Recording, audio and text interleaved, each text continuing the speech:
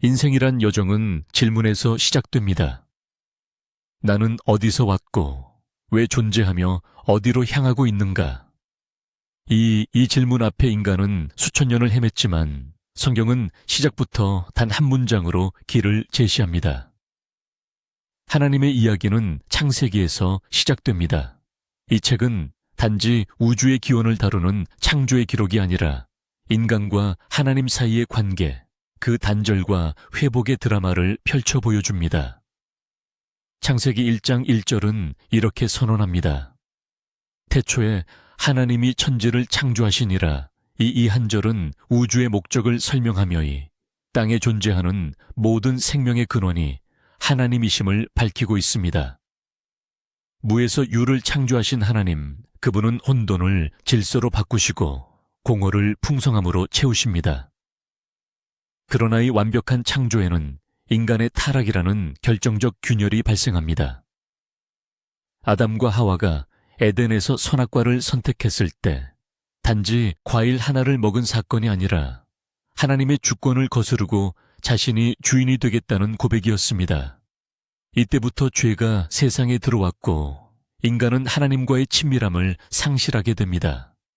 그 결과는 분열과 경쟁, 폭력, 죽음으로 이어졌습니다. 그러나 하나님은 이 타락한 인류를 결코 포기하지 않으셨습니다. 노아의 방주 아브라함과의 언약 이삭과 야곱을 통해 하나님은 새로운 구속의 계획을 이어가십니다. 특히 창세기 12장 2절에서 하나님은 아브라함에게 이렇게 약속하셨습니다. 내가 너로 큰 민족을 이루고 내게 복을 주어내 이름을 창대하게 하리니 너는 복이 될지라. 이 언약은 단지 한 사람의 축복을 넘어서 온 인류에게 미칠 구원의 계보를 여는 출발점이 됩니다. 하나님은 한 가정을 통해 민족을 이루고 그 민족을 통해 전 인류를 향한 구원의 길을 준비하십니다. 야곱의 12두 아들은 후에 이스라엘 12두 지파의 조상이 되고 요셉은 형들의 시기로 애굽에 팔려갔지만 결국 애굽의 총리가 되어 하나님의 섭리를 실현하게 됩니다. 이처럼 창세기는 하나님의 주권과 인간의 자유의지, 그 속에서도 결 하나님의 뜻이 이루어지는 과정을 드러내는 말씀입니다. 출애굽기에 이르 이스라엘 민족은 요셉 이후 시간이 흘러 애굽의 종살이 가운데 고통당합니다. 그러나 그들의 고통의 신음은 하나님께 상달되었고 하나님은 모세를 통해 해방의 역사를 이루십니다.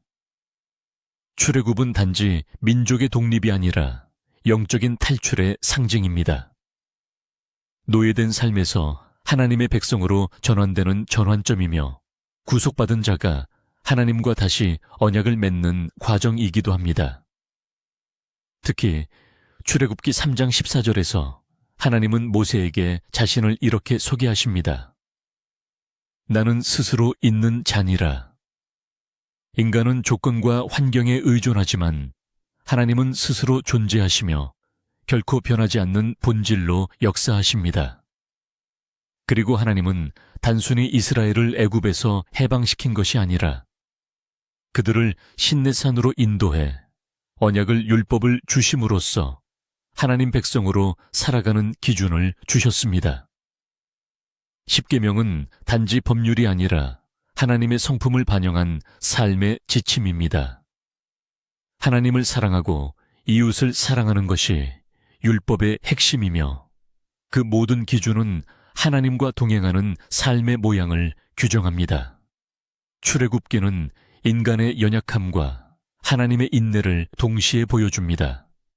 햇나은 그들을 끝까지 포기하지 않으셨습니다. 광야는 고통의 장소였지만 시에 하나님의 임를 가장 가까이서 경험할 수 있는 현장이었습니다. 나와기 불기둥과 구름기둥, 그리고 성막을 통한 하나님의 동행은 인간이 아무리 부족해도 하나님은 함께 하시겠다는 약속의 표현이었습니다. 창세기와 출애굽기를 통해 드러나는 핵심은 분명합니다. 인간은 끊임없이 길을 잃지만 하나님은 언제나 찾아오시고 말씀하시며 복시키십니다. 그분의 관심은 언제나 사람입니다. 그리고 그 회복은 단지 외적인 변화가 아니라 관계의 회복입니다. 하나님을 잊고 살았던 인생이 다시 하나님을 중심에 두고 살아가는 것, 그것이 출애굽의 진짜 의미입니다. 다음은 레위기와 민수기를 통해 하나님께 가까이 가는 삶의 방식에 대해 이야기 나누겠습니다. 하나님을 믿는다고 말하면서도 어떻게 살아야 하나님께 가까이 다가갈 수 있을지 막막했던 순간이 있었을 것입니다. 믿음이 추상적이게 느껴질 때 우리는 실제로 무엇을 하고 어떻게 살아야 하는지 물어야만 합니다. 그 물음에 답을 주는 성경의 흐름은 바로 레위기와 민수기를 통해 이어집니다. 레위기는 하나님께 가까이 가는 삶이란 단순한 의식이나 행위가 아니라 거룩을 지향하는 삶임을 분명히 보여줍니다. 이 책은 제사법과 정결법 제사장 규례와 절기속죄와 성결에 대한 명령들로 가득 차 있지만 그 안에는 한 가지 중심 원리가 흐르고 있습니다. 바로 하나님께서 거룩하시기 때문에 그분의 백성 또한 거룩해야 한다는 점입니다. 레위기 19장 2절에서 하나님은 이렇게 말씀하십니다. 너는 너희는 거룩하라. 이는 나 여호와 너희 하나님이 거룩함이니라. 거룩은 외적인 흠없음이 아니라 하나님의 마음과 뜻에 조율된 삶을 의미합니다. 레위기의 제사 규례는 복잡하고 다양한 방식으로 구성되어 있지만 핵심은 단 하나입니다. 하나님과의 관계 회복을 위한 길을 여시는 하나님의 은혜입니다. 번제 소제, 화목제, 속죄제, 속건제는 각각 하나님께 헌신 감사, 화해 회개, 보상의 의미를 담고 있습니다. 죄 마은 인간이 하나님 앞에 설 수 있는 유일한 길은 하나님이 주신 방식을 통해서만 가능하며 그 방식은 자비와 용서를 전제로 하고 있다는 것이 율법의 본질입니다. 또한 성막 중심의 삶은 하나님이 우리 가운데 거하시며 동행하시기를 원하신다는 메시지입니다. 하나님은 백성의 중심에 거하시며 그들이 삶 속에서 그분을 기억하고 가까이 하기를 원하셨습니다. 성막은 단지 예배를 드리는 장소가 아니라 하나님과 동행하는 삶의 중심 상징이었습니다. 그런데 하나님과 가까이 지내는 것이 단지 규례를 따르는 것으로 완성되지 않는다는 것을 민수기를 통해 다시금 배우게 됩니다. 민수기는 광야의 여정을 담고 있지만 단순한 이동의 기록이 아니라 믿음과 불순종, 순종과 은혜가 교차되는 생생한 믿음의 연대기입니다. 하나님은 이미 출애굽으로 구원을 주셨고 레위기를 통해 예배의 삶을 가르치셨지만 이스라엘 백성은 여전히 불신과 두려움에 흔들렸습니다. 민수기 14장 11절에서 하나님은 이렇게 탄식하십니다. 이 백성이 어느 때까지 나를 멸시하겠느냐? 내가 그들 중에 많은 이적을 행하였으나 어느 때까지 나를 믿지 않겠느냐? 하나님은 광야에서 만나를 주시고 물을 내셨으며 원수와의 전쟁에서 승리를 안겨주셨습니다. 그러나 백성은 현실의 어려움 앞에서 매번 원망과 불평으로 반응했습니다. 민수기는 그래서 하나님을 따르는 삶이란 단지 감정이나 상황이 아니라 오랜 시간의 순종과 신뢰를 요구하는 여정이라는 점을 알려줍니다. 하나님이 아무리 많은 기적을 베푸셔도 믿음이 준비되지 않은 마음은 결국 그 은혜를 놓치고 맙니다. 아데스바네아에서 약속의 땅을 눈앞에 두고도 두려움에 물러섰던 그들의 모습은 오늘을 사는 우리의 믿음에도 날카로운 질문을 던집니다. 하지만 민수기는 동시에 연약한 인간을 향한 하나님의 끈질긴 사랑을 증언합니다. 불순종한 세대는 광야에서 생을 마감했지만 그들의 자손은 다시 약속을 향해 나아가게 됩니다. 하나님은 포기하지 않으셨고 새로운 시작을 준비하셨습니다. 광야 가운데서도 하나님은 구름기둥과 불기둥으로 인도하셨고 반석에서 물을 내시며 매일같이 만나를 주셨습니다. 이 광야 여정에서 가장 중요한 가르침은 하나님은 단지 목적지를 향해 가는 분이 아니라 과정을 함께 하시는 분이라는 점입니다.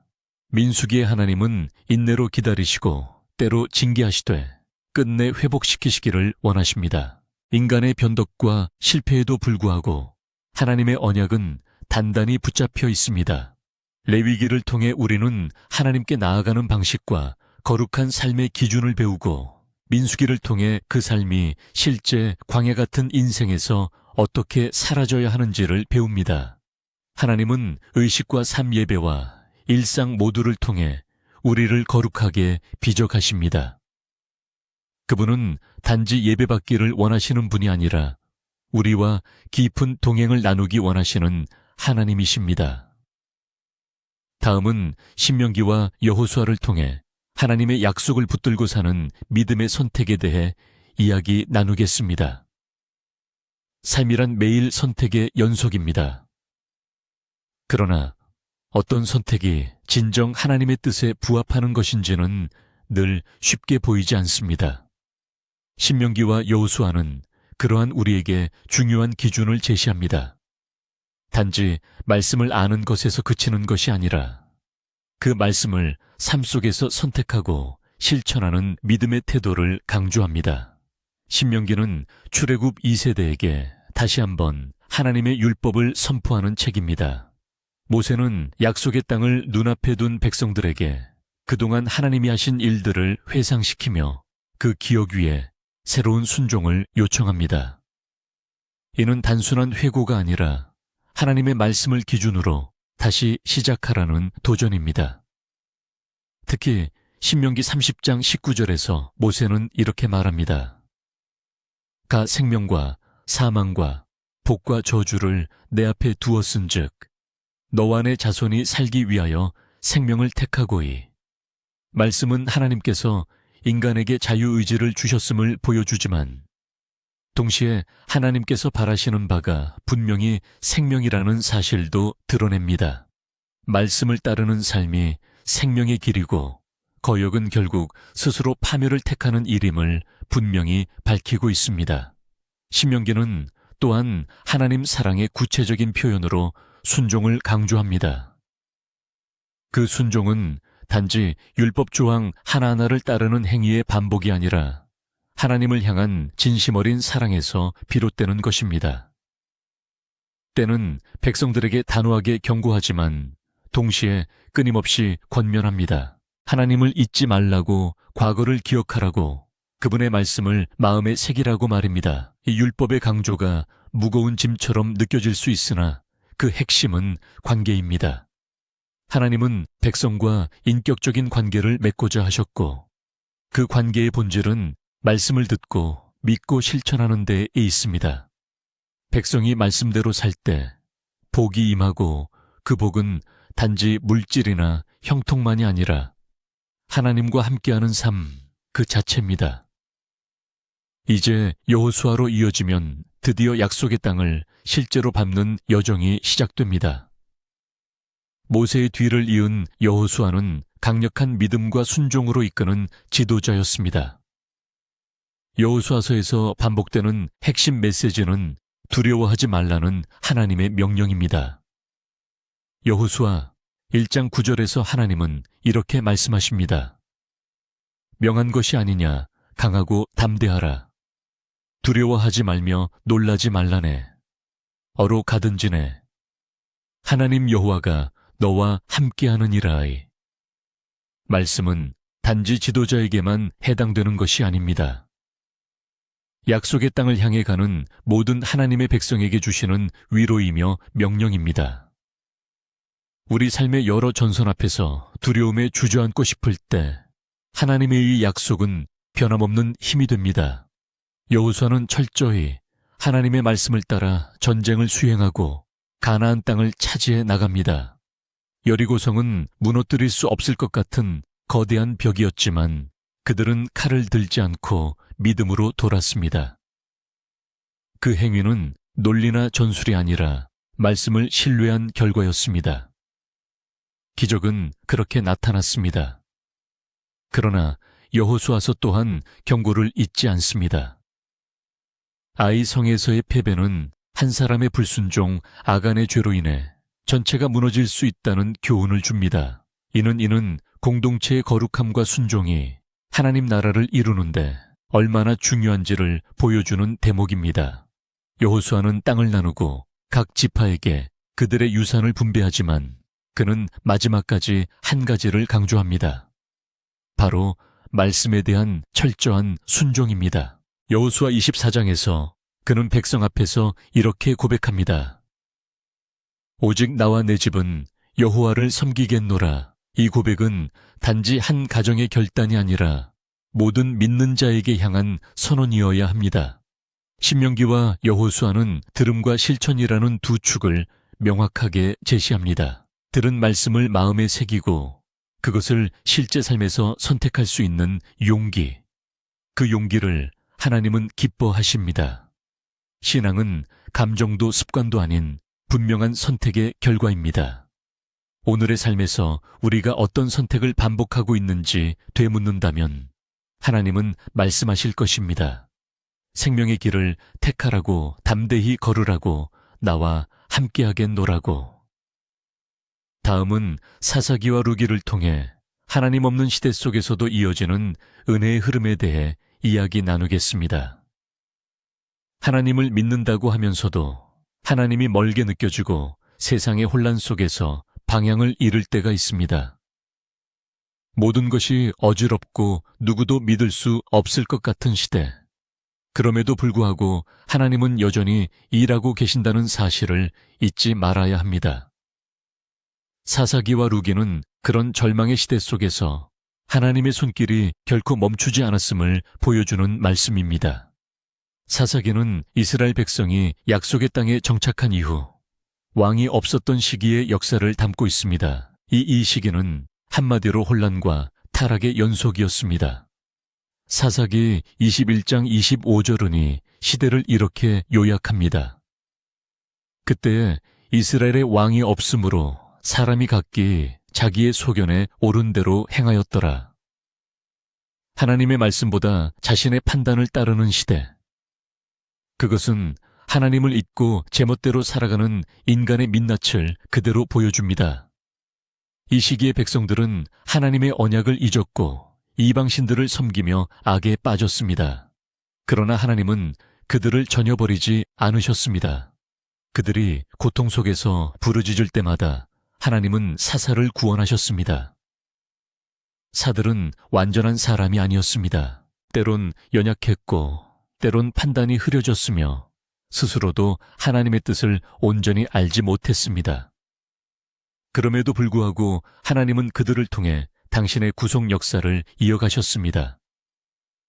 기드온은 자신을 미약하다 여겼지만 하나님은 그를 통해 미디안 군대를 무너뜨리셨고, 삼손은 불완전한 힘의 사람처럼 보였지만 하나님은 그의 마지막 기도를 통해 블레셋을 치셨습니다.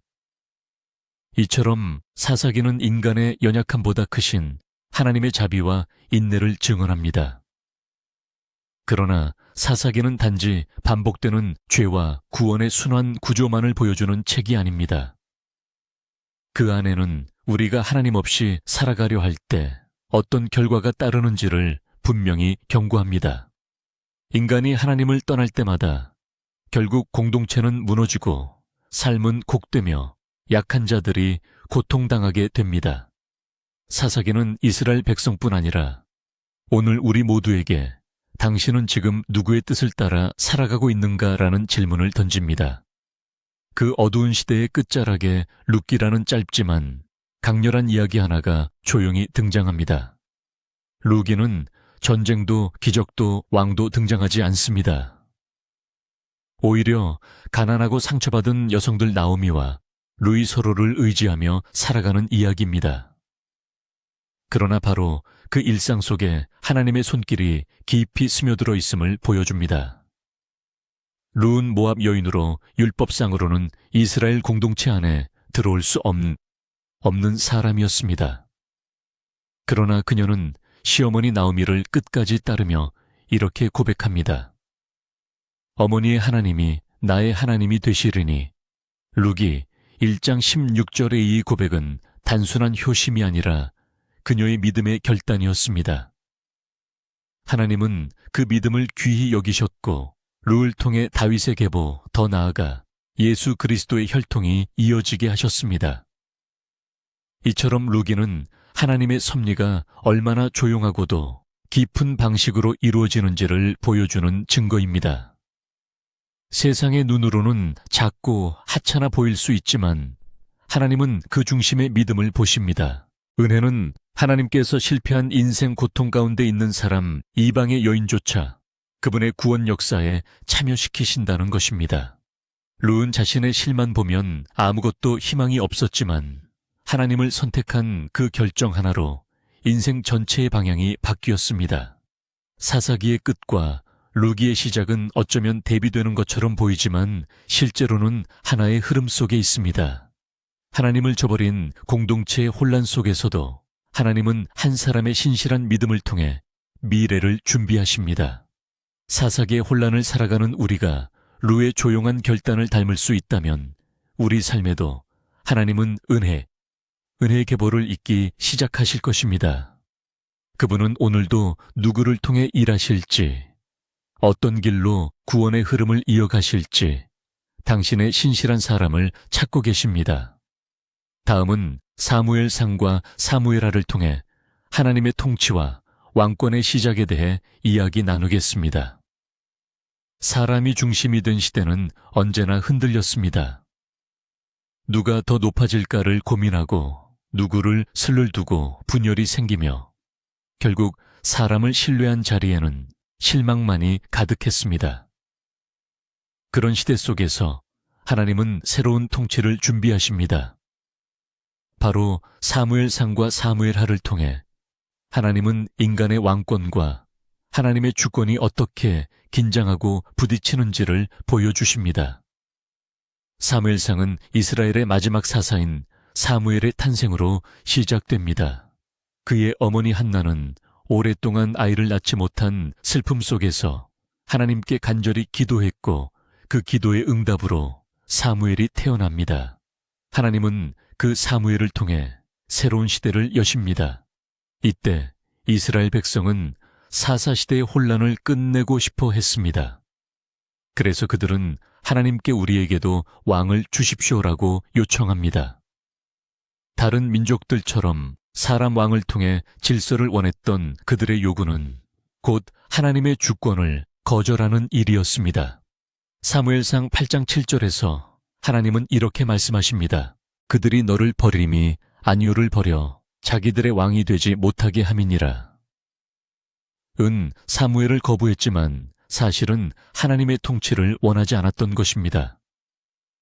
하나님은 그럼에도 불구하고 사울을 첫 왕으로 세우십니다. 사울은 외형적으로는 백성의 기대에 부응하는 인물이었습니다. 기가 크고 용맹하며 지도자답게 보였습니다. 그러나 그는 하나님의 말씀보다 자신의 판단을 앞서는 사람이었습니다. 하나님의 명령을 끝까지 따르지 않고 자기 뜻대로 제사하고 자신을 위한 명예를 구했습니다.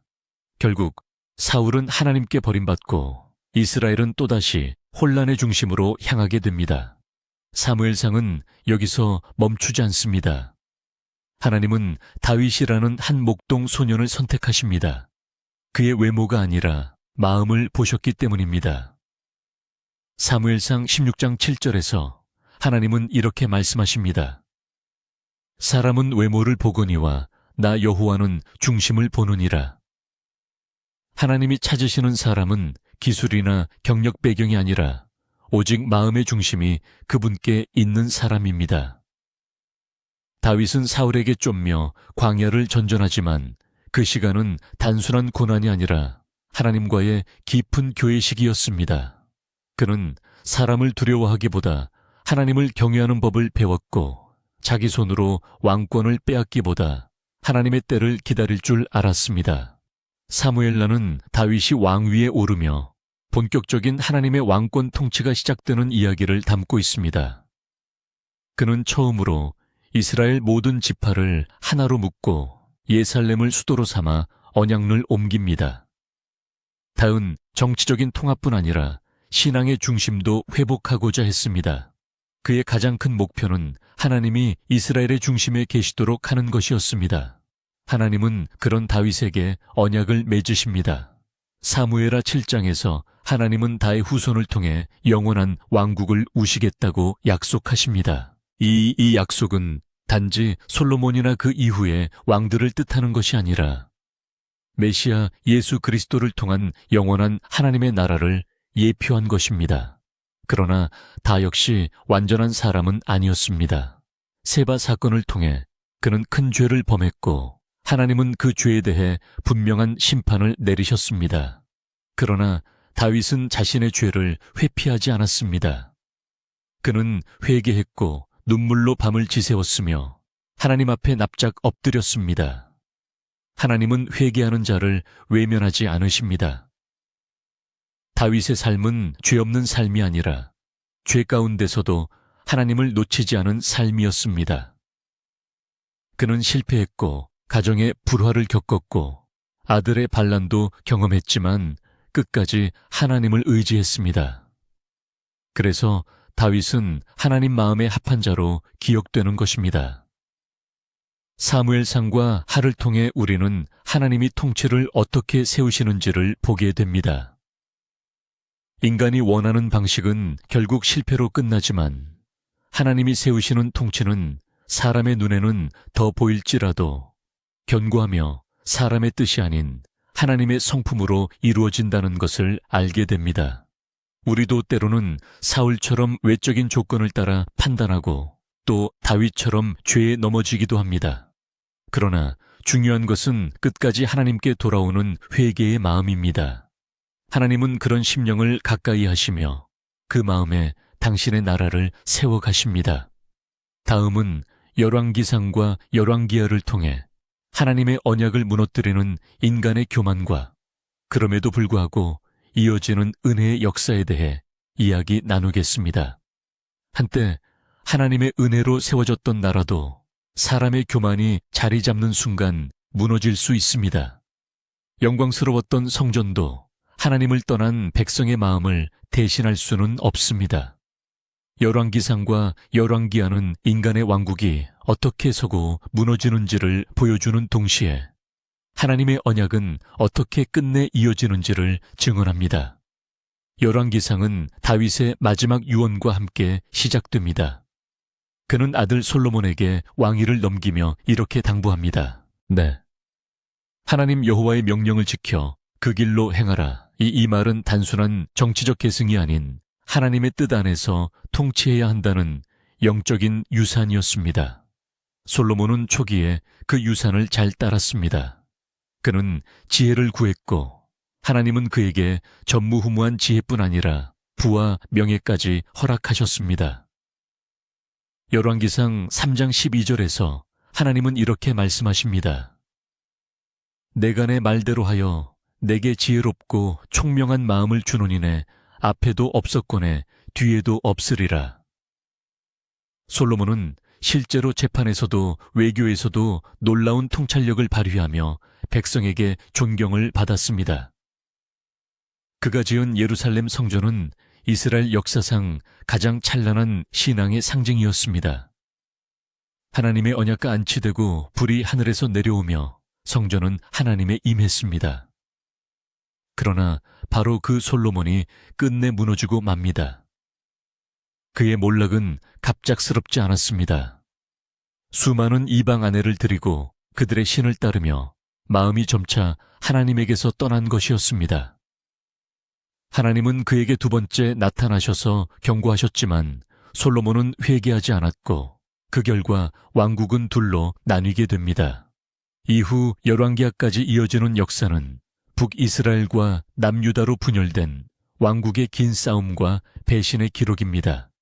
북이스라엘은 단 한 명의 선한 왕도 없이 계속해서 우상 숭배에 빠졌고 아합과 이세벨 같은 악한 왕들 아래에서 하나님을 대적하기에 이하나은 선지자들을 통해 끊임없이 고하셨습니다. 엘은 엘리야는 갈멜산에서 바알 선지자들과 싸웠고 하늘에서 불이 내려 그가 전한 말씀이 참임을 증명하셨습니다. 엘리사는 요단강을 가르고 죽은 아이를 살리며 하나님의 권능이 인간의 정치와 종교를 넘어선다는 것을 보여주었습니다. 그러나 기적 앞에서도 마음이 돌같이 굳은 백성은 끝내 회개하지 않았고 북이스라엘은 아수르에 의해 멸망당합니다. 남유다는 비교적 선한 왕들이 있었지만 결국 그들도 우상 숭배와 부패로 인해 바벨론의 침공을 받게 되고 예루살렘 성전은 무너지고 백성은 포로로 끌려갑니다. 열왕기하는 그 절망의 끝에서 한 장면을 보여줍니다. 바벨론 포로지에서 여호야긴 왕이 감옥에서 풀려나 왕의 상에서 음식을 받는다는 장면입니다. 아주 짧고 조용한 기록이지만 이것은 단순한 사소한 사건이 아닙니다. 열왕기하 25장 30절은 이렇게 기록합니다. 그가 날마다 왕의 앞에서 그 먹는 분량을 받았더라. 이 장면은 하나님이 다윗과 맺으신 언약을 아직 끝내지 않으셨다는 조용한 선언입니다. 포로로 끌려간 그 땅에서도 하나님은 당신의 약속을 잊지 않으시고 회복의 씨앗을 남기십니다. 열왕기 전체를 통해 우리는 명확히 알 수 있습니다. 하나님의 나라는 인간의 손으로 세워지지 않으며 그 뜻을 무시할 때 결국 모든 권세는 무너진다는 사실입니다. 인간의 통치가 아무리 영광스러워 보여도 하나님을 등지는 순간부터 그 안에는 균열이 생기기 시작합니다. 그렇다고 하나님은 포기하지 않으십니다. 선지자를 보내고 기적을 베푸시며 또 말씀으로 마음을 돌이킬 기회를 주십니다. 하나님은 경고하실 때에도 징계하실 때에도 언제나 회복을 준비하십니다. 포로 가운데서도 절망 가운데서도 하나님의 언약은 살아있으며 그 언약은 결 예수 그리스도 안에서 성취될 약속입니다. 지금 우리의 삶에도 솔로몬의 지혜가 필요하고 엘리야의 담대함이 필요하며 남유다 백성처럼 끝없는 우상 앞에서 돌아서야 할 결단이 필요합니다. 하나님은 여전히 말씀하시며 여전히 우리 안에서 회복을 준비하십니다. 다음은 역대상과 역대화를 통해 기억의 신앙 하나님이 이루신 일들을 어떻게 전하고 지켜야 하는지에 대해 이야기 나누겠습니다. 기억이 사라지면 정체성도 흔들립니다. 하나님과 함께했던 역사를 알게 되면 우리는 누구인지 왜 믿는지조차 모르게 됩니다. 역대상과 역대는 그런 망각의 시대를 향해 말씀합니다. 하나님이 이루신 역사를 다시 써내려가며 잊혀진 은혜를 되살려 신앙의 뿌리를 단단히 세워야 한다고 말입니다. 역대기는 포로에서 돌아온 유다 백성을 위해 기록된 말씀입니다. 바벨론 포로기 이후 모든 것이 무너진 그들에게 하나님은 과거를 다시 돌아보게 하십니다. 그러나 이 기록은 단순히 과거의 반복이 아닙니다. 사무엘서와 열왕기서가 인간의 죄와 타락 멸망의 원인을 보여주는 데에 집중했다면 역대기는 하나님의 은혜와 회복의 관점에서 같은 역사를 다시 조명합니다. 역대상은 아담으로부터 다지어지는 긴 족보로 시작합니다. 이 족보는 단순한 가계도가 아니라 하나님이 어떻게 인류를 인도해 오셨는지를 보여주는 거룩한 기록입니다. 이스라엘의 역사는 어느 민족보다 특별한 것이 아니라 하나님의 주권 속에서 선택되고 인도된 은혜의 역사임을 증명합니다. 그리고 역대상은 다의 왕권과 언약 성전 준비에 집중합니다. 이전 성경들이 다윗의 고난과 실수, 죄에 초점을 맞췄다면 역대상은 그의 신앙과 헌신을 중심에 둡니다. 다윗은 성전을 짓는 것이 허락되지 않았지만 모든 재료를 준비하고 설계도를 만들며 후계자 솔로몬에게 신앙의 유산을 물려줍니다. 역대상 28장 20절에서 다윗은 이렇게 말합니다. 강하고 담대히 하라. 두려워하지 말며 놀라지 말고 여호와 하나님이 너와 함께 계시사 내게서 떠나지 아니하시고 너를 버리지 아니하시리라. 포로에서 돌아온 백성에게 이 말씀은 단순한 과거의 인용이 아니라 지금 다시 성전을 세우려는 그들에게 향한 려와 확신이었습니다. 역대하는 솔로몬의 기와 성전 건축, 그리고 그 이후 남유다의 왕들을 따라가는 구조로 되어 있습니다. 초점은 하나님과 언약을 맺은 성이 어떻게 그 말씀을 기억하고 지켜야 하는지에 있습니다. 북이스라엘의 역사는 거의 다루지 않으며 남유다의 역사를 통해 회개와 개역 회복의 메시지를 강조합니다. 히스기야 요시야 왕의 혁은 역대하의 중심으리 히스기야는 성전을 정결하게 하고 월절을 복하며 예배를 다시 세웠습니다. 요시야는 율법책을 발견하고 온 성과 더불어 언약을 새롭게 하며 우상을 철저히 제거했습니다. 이 두 사람은 말씀을 잊었던 시대 속에서 기억을 회복시켜 신앙을 다시 세운 대표적인 인물입니다. 역대하는 실패를 반복하지 않기 위해 기억의 신앙을 강조합니다. 하나님이 어떻게 은혜를 베푸셨는지, 어떤 경고를 주셨는지, 어떤 언약을 이루셨는지를 되새기지 않으면 결국 같은 길을 걸을 수밖에 없다는 것입니다. 역대하 7장 14절의 말씀은 그 핵심을 이렇게 전합니다. 내 이름으로 일컫는 내 백성이 그들의 악한 길에서 떠나 스스로 낮추고 기도하여 내 얼굴을 찾으면 내가 하늘에서 듣고 그들의 죄를 사하고 그들의 땅을 고칠지라. 이 약속은 포로에서 돌아온 백성에게만이 아니라 지금을 사는 우리에게도 그대로 유효합니다. 하나님은 지금도 그 얼굴을 찾는 자를 회복시키십니다. 신앙은 과거를 기억해서 시작됩니다. 단지 개인의 추억이 아니라 하나님께서 어떻게 일하셨는지를 기억하는 일입니다. 그 기억이 있을 때 우리는 다시 일어설 수 있고 흔들리는 세상 속에서도 하나님이 어떤 분이신지를 붙들 수 있습니다. 오늘 우리는 얼마나 자주 하나님의 은혜를 잊고 살고 있을까요? 기도 응답을 받고서도 며칠 지나면 내 실력인 것처럼 착각하지는 않았나요? 눈물로 회개하던 그 밤의 다짐을 세월이 지나며 잊어버린 건 아닐까요? 역대기의 말씀은 지금 이 순간 신앙의 뿌리를 되찾으라는 강한 외침입니다.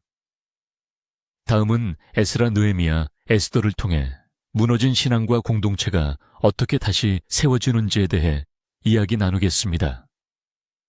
인생이 완전히 무너졌다고 느껴질 때가 있습니다. 신앙도 흔들리고 공동체는 흩어지고 아무것도 회복될 것 같지 않은 그때, 성경은 그렇게 깨어진 순간에도 하나님은 일하고 계신다고 말씀하십니다. 에스라 느헤미야 에스더는 포로기 이후 무너진 삶을 다시 세우는 과정을 보여줍니다. 회복은 한순간에 이루어지지 않지만 믿음으로 쌓아올린 작은 순종들이 결국 하나님의 성을 다시 세웁니다. 에스라는 바벨론 포로에서 돌아온 유다 백성 중 첫 번째 귀환의 지도자로 등장합니다. 성전이 파괴되고 예배가 끊어졌던 그들의 현실은 처참했습니다. 그러나 하나님은 페르시아 왕 고레스의 마음을 움직여 그들에게 귀환의 길을 여셨고 성전을 다시 세우도록 허락하셨습니다. 에스라 1장 1절은 이렇게 시작합니다. 아사왕 고레스 원년에 여호와께서 예레미야의 입을 통하여 하신 말씀을 이루시려고 고레스의 마음을 감동시키심의 말씀은 명확합니다. 회복의 시작은 인간의 뜻이 아니라 하나님의 말씀이 성취되는 데서 비롯됩니다. 하나님의 시간은 멈춘 것처럼 보였지만 실제로는 말씀대로 정확하게 이루어지고 있었던 것입니다. 에스라서의 중심은 성전 재건입니다. 그러나 단지 건물만 짓는 것이 아닙니다. 진짜 회복은 무너졌던 예배, 잊혀졌던 율법, 흐려졌던 정체성을 다시 세우는 것입니다. 백성은 귀환하자마자 먼저 제단을 쌓고 번제를 드렸습니다. 그들에게 가장 시급한 것은 안전이나 집이 아닌 하나님께 다시 나아가는 일이었습니다. 그러나 성전 재건은 쉽게 이루어지지 않았습니다. 외부의 방해와 내부의 낙심이 이어졌고 공사는 중단되기도 했습니다. 하지만 하나님은 학개와 스가랴 선지자를 보내 말씀을 주셨고 결국 백성은 다시 일어나 성전을 완공하게 됩니다. 이는 단지 성전 완공의 기록이 아니라 공동체가 어떻게 말씀으로 다시 세워지는지를 보여주는 상징입니다.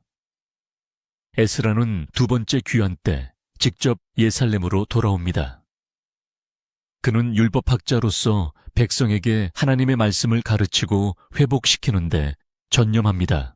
에스라 7장 10절은 이렇게 말합니다. 에스라가 여호와의 율법을 연구하여 준행하며 율례와 규례를 이스라엘에게 가르치기로 결심하였더라. 회복은 말씀을 읽고 삶에서 행하고 서로 가르치는 일상의 순종에서 시작됩니다. 그 다음 느헤미야는 무너진 성벽을 다시 세우기 위해 등장합니다. 성전은 있었지만 도시는 여전히 황폐했고 백성은 수치를 안고 살았습니다. 느헤미야는 왕의 술관원이었지만 예루살렘의 소식을 듣고 마음이 무너졌고 금식하며 기도했습니다.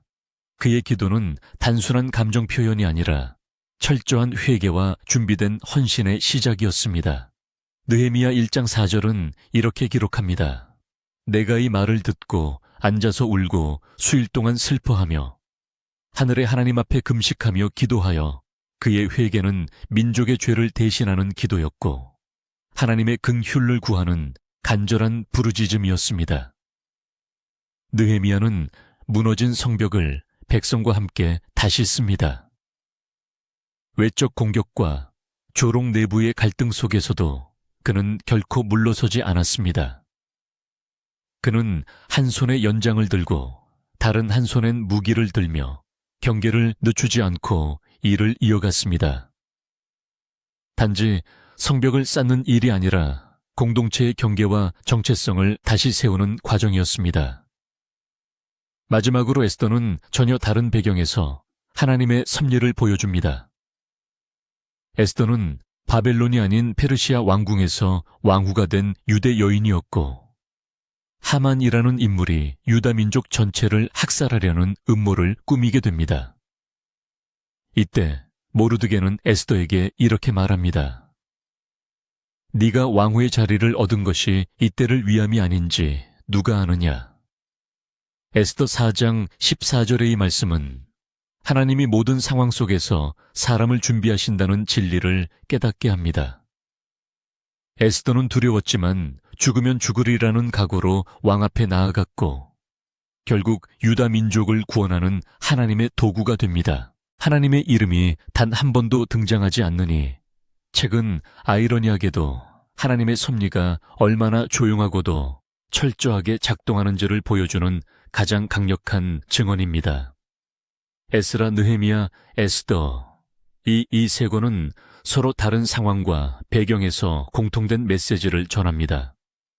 회복은 하나님의 말씀이 이루어지는 순간에 시작되며 그 과정에는 눈물과 기도가 동반되고 하나님은 준비된 사람을 통해 반드시 일하신다는 것입니다. 지금 우리 삶에도 무너진 성벽이 있을 수 있습니다.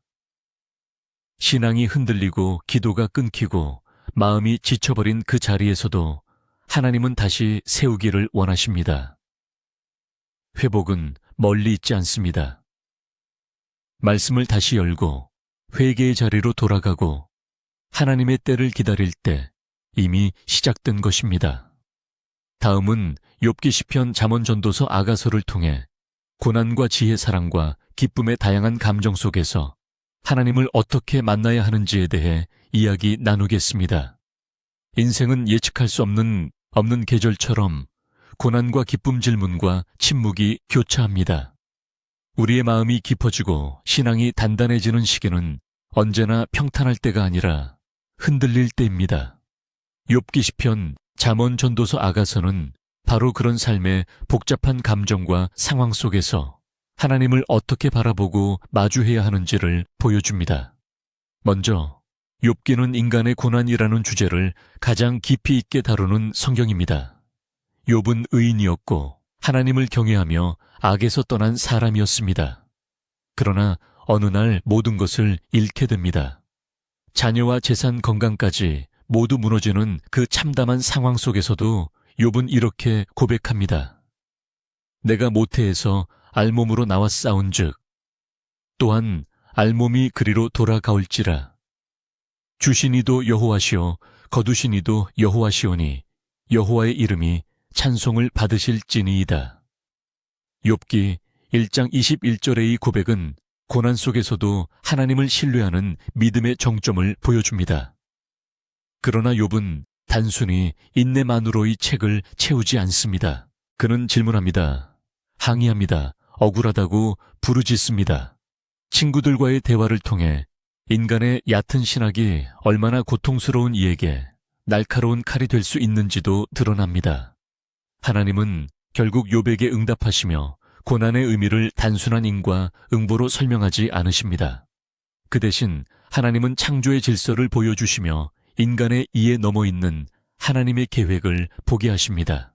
시편은 고난과 찬양 눈물과 기쁨이 어우러진 믿음의 노래입니다. 다양한 시편의 저자들은 삶의 깊은 고통 속에서도 하나님을 찾으며 때로는 침묵 앞에서 좌절하고 때로는 응답 앞에서 춤을 춥니다. 시편 23편은 다윗이 고난 중에도 하나님이 목자가 되어 주심을 고백하며 내가 사망의 음침한 골짜기로 다닐지라도 해를 두려워하지 않을 것은 주께서 나와 함께 하심이라고 외칩니다. 시편은 단지 기도의 언어를 넘어 인간의 감정 전체를 하나님 앞에 올려드리는 정직한 고백입니다. 잠언은 삶의 원리와 하나님의 지혜를 담고 있습니다. 그 지혜는 단순히 정보를 주는 것이 아니라 어떻게 살아야 하나님의 뜻을 이루는 삶이 되는지를 알려줍니다. 잠언 3장 5절은 말합니다. 너는 마음을 다하여 여호와를 신뢰하고내 명철을 의지하지 말라. 인간의 판단과 계산을 넘어서는 하나님의 길. 그것이 참된 지혜입니다. 잠언의 지혜는 오늘을 사는 우리가 복잡한 선택 앞에서 어떤 기준으로 살아야 하는지를 제시합니다. 전도서는 또 다른 시선으로 삶을 바라봅니다. 솔로몬은 인생의 모든 것을 경험하고 난 후 인생의 허무함을 고백합니다. 전도서 1장 2절 헛되고 헛되며 헛되고 헛되니 모든 것이 헛되도다. 이 외침은 단순한 비관이 아닙니다. 인간이 하나님 없이 살아가는 모든 삶의 모습이 얼마나 의미를 잃기 쉬운지를 일깨워줍니다. 그러나 전도서는 결론에서 분명히 말합니다. 하나님을 경외하고 그의 명령을 지킬지어다. 이것이 사람의 본분이니라. 인생의 해답은 경험이나 지식이 아니라 하나님을 경외하는 데에 있다는 진리를 전합니다. 그리고 아가서는 사랑에 대한 시편이라 할 만큼 인간과 하나님 사이에 깊은 사랑을 노래합니다. 문자적으로는 남녀의 사랑을 묘사하지만 신앙적으로 해석하면 하나님과 그분의 백성 사이 혹은 그리스도와 교회 사이의 사랑을 상징합니다. 아가서 2장 10절은 이렇게 말합니다. 나의 사랑하는 자가 내게 말하여 이르기를 나의 사랑 내 어여쁜 자야 일어나서 함께 가자. 이 말씀은 초대하시는 하나님의 음성이자 우리를 향한 친밀한 부르심입니다. 5권의 책은 전혀 다른 결을 가진 듯 보이지만 하나로 이어지는 흐름을 가집니다. 고난을 이겨내는 신앙 욥기. 그 고통 속에서도 찬양을 올리는 믿음. 시편 세상 속에서 하나님 뜻을 따르는 지혜. 잠언 삶의 궁극적 의미를 찾는 묵상 전도서. 그리고 하나님과의 깊은 사랑의 교제. 아가서의 모든 흐름은 하나님이 어떤 분이시며 우리 삶에서 어떻게 함께 하시는지를 다양한 감정과 경험 속에서 입체적으로 보여주는 성경의 중심입니다. 우리의 삶도이 책들처럼 다양한 계절을 지나갑니다. 설명되지 않는 고난, 억울한 순간, 기쁨과 회복, 그리고 사랑과 갈망. 그 모든 감정과 순간 안에서 하나님은 침묵하지 않으십니다. 때로는 응답으로, 때로는 기다림으로, 때로는 단순한 동행으로 우리를 이끌어 가십니다. 다음은 이사야 말라기까지 선지서들을 통해 하나님의 경고와 위로, 그리고 회복의 약속이 어떻게 선포되는지에 대해 이야기 나누겠습니다. 하나님의 뜻을 거역한 민족, 그럼에도 끊임없이 부르시는 하나님의 음성. 농시옵나. 이사야 말라기까지 선지서들은 인간의 죄에 대한 하나님의 심판을 외치면서도 동시에 회복과 소망을 약속하신 하나님의 깊은 사랑을 드러냅니다. 이 마지막 구약 성경의 흐름은 단지 과거의 예언이 아니라 오늘 우리에게 주시는 경고이며 위로이며 준비입니다. 첫째, 이사야는 하나님 백성이 죄악 가운데 살아가며 하나님의 뜻을 떠났을 때 하나님이 얼마나 애들을 돌이키기 원하시는지를 보여줍니다. 그러나 이사야는 단지 심판의 메시지로 가득 찬 책이 아닙니다. 이사야 9장 6절은 메시아에 대한 약속으로 이렇게 말합니다. 이는 한 아기가 우리에게 낳고 한 아들을 우리에게 주신 바 되었는데 그 이름은 기묘자라 모사라 전능하신 하나님이라 영존하시는 아버지라 평강의 왕이라 할 것임이라. 이사야는 오실 메시아 예수 그리스도를 예언하며 구약의 수많은 심판 예언 속에서도 희망이 결코 사라지지 않았음을 증거합니다. 둘째, 예레미야와 예레미야 애가는 이스라엘의 멸망 직전과 직후의 상황을 담고 있습니다. 백성은 죄를 거듭하며 하나님의 인내를 시험했고 마침내 예루살렘은 바벨론에 의해 철저히 파괴됩니다. 예레미야는 이를 미리 예언하며 눈물로 백성을 경고했지만 대부분은 그를 조롱하고 거절했습니다. 그러나 예레미야가 3장 22절은 이렇게 고백합니다. 여호와의 인자와 긍휼이 무궁하심으로 우리가 진멸되지 아니함이니이다. 완전히 무너진 폐허 속에서도 하나님의 긍휼은 아침마다 새롭다고 고백하느니 말씀은 가장 절망적인 순간에도 붙들 수 있는 진리입니다. 셋째, 에스겔은 포로지에서 사역한 선지자입니다. 그는 성전이 무너진 이후 백성에게 하나님이 여전히 그들과 함께 계신다고 선언합니다. 에스겔 37장에서는 마른 뼈들이 살아나는 환상이 등장하는 데에는 죽은 듯한 이스라엘 공동체가 하나님의 영으로 다시 살아날 것을 상징합니다. 이 장면은 재건에 대한 단순한 희망이 아니라 절망 가운데 새 생명을 불어넣으시는 하나님의 주권을 보여주는 강력한 예언입니다. 넷째, 다니엘은 포로로 끌려갔지만 바벨론과 페르시아 제국 가운데서 하나님의 뜻을 붙들고 살아간 자입니다. 사자굴에서도 풀무불에서도 하나님은 그의 충성심을 지켜보셨고 보호하셨습니다. 다니엘은 환상을 통해 장차올 나라들, 그리고 마지막 날의 심판과 구원에 대한 예언까지 전하며 역사의 흐름을 다스리시는 하나님의 계획을 분명하게 드러냅니다. 다섯째, 호세아를 비롯한 소의 연서들은 각기 다른 시대적 상황과 지역에 따라 말씀을 전했지만 공통된 주제는 하나님의 사랑과 인간의 배신, 그리고 회복입니다. 호세아는 음란한 여인을 아내로 맞아야 하는 자신의 삶을 통해 하나님이 얼마나 고통스럽게 이스라엘을 사랑하시는지를 보여줍니다. 그 사랑은 조건 없는 용서이며 끊임없는 기다림입니다. 여섯째, 요엘, 아모스, 오바디아, 요나, 미가 등은 심판과 회개를 강력히 외치며 하나님의 공의를 강조합니다.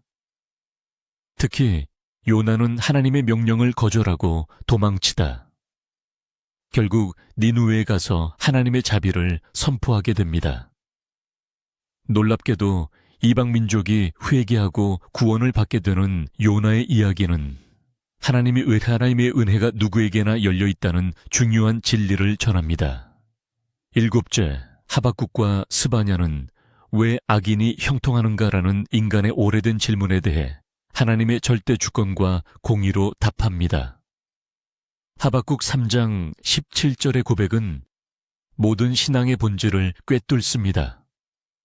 비록 무화과 나무가 무성하지 못하며 외양간에 소가 없을지라도 나는 여호와로 말미암아 즐거워하며 환경이 아니라 하나님 자체로 기뻐하는 믿음의 성숙함을 보여줍니다. 8째 학계와 스가랴는 성전 재건의 시대에 주어진 말씀입니다. 외형적으로는 아무것도 가진 것이 없던 때 하나님은 그들의 중심을 보셨습니다. 스가랴는 환상을 통해 오실 메시아를 예언하고 남은 자들을 통해 하나님이 새로운 나라를 준비하신다는 소망을 전합니다. 9째, 말라기는 구약의 마지막 책으로 하나님과의 관계가 무뎌진 백성에게 다시 돌아오라고 촉구합니다.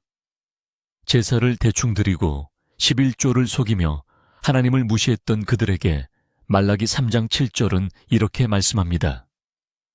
너희는 내게로 돌아오라.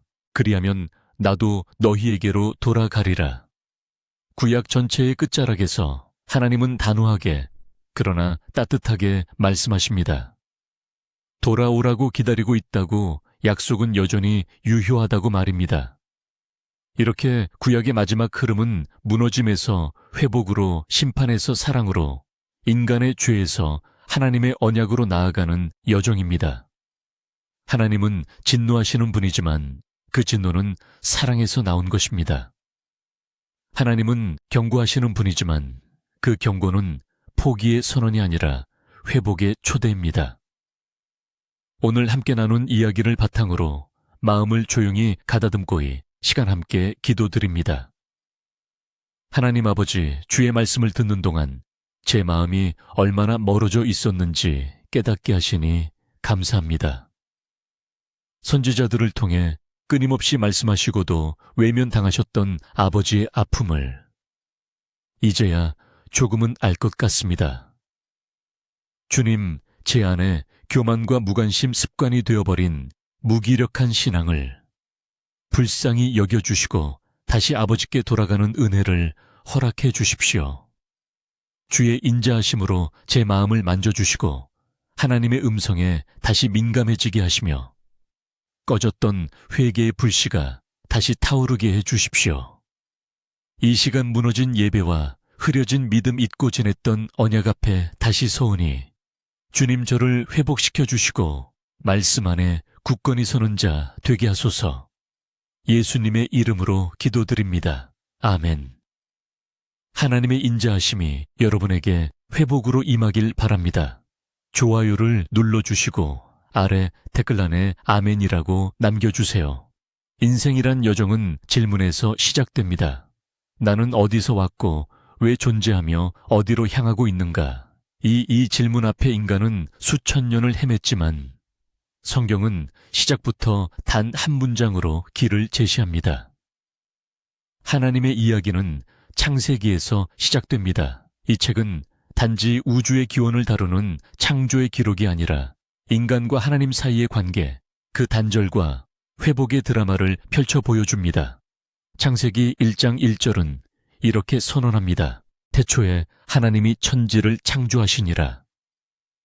이 한 절은 우주의 목적을 설명하며이 땅에 존재하는 모든 생명의 근원이 하나님이심을 밝히고 있습니다. 무에서 유를 창조하신 하나님, 그분은 혼돈을 질서로 바꾸시고 공허를 풍성함으로 채우십니다. 그러나 이 완벽한 창조에는 인간의 타락이라는 결정적 균열이 발생합니다.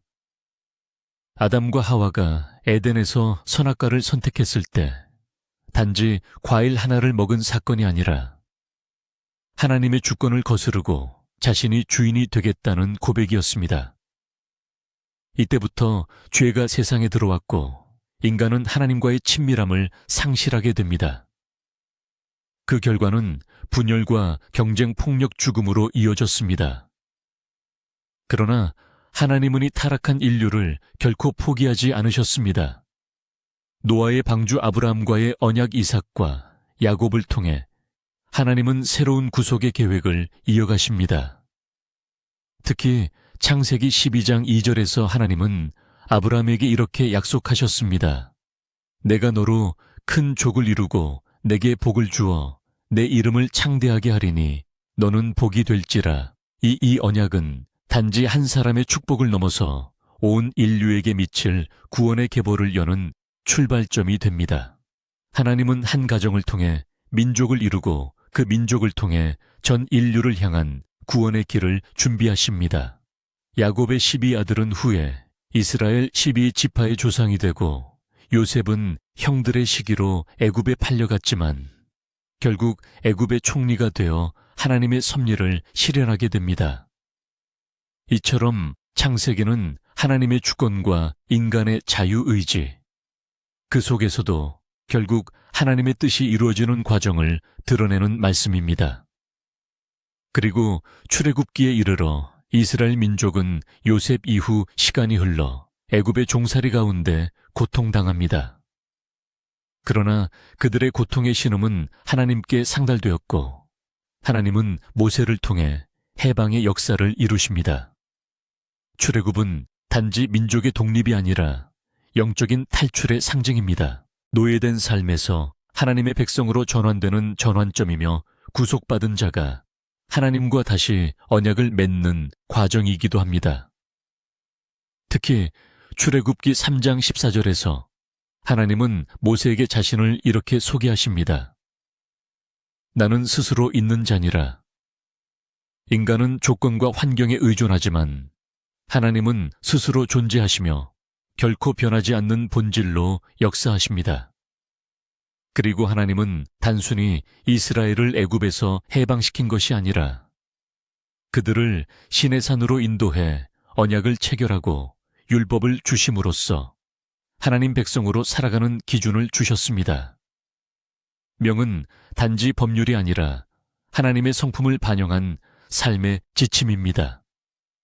하나님을 사랑하고 이웃을 사랑하는 것이 율법의 핵심이며 그 모든 기준은 하나님과 동행하는 삶의 모양을 규정합니다.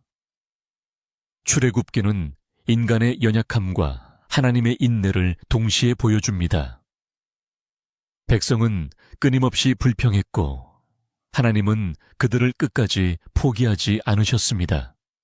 광야는 고통의 장소였지만 동시에 하나님의 임재를 가장 가까이서 경험할 수 있는 현장이었습니다.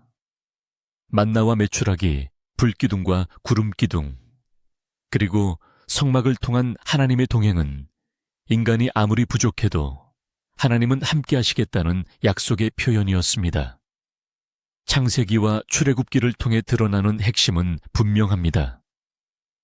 인간은 끊임없이 길을 잃지만 하나님은 언제나 찾아오시고 말씀하시며 회복시키십니다.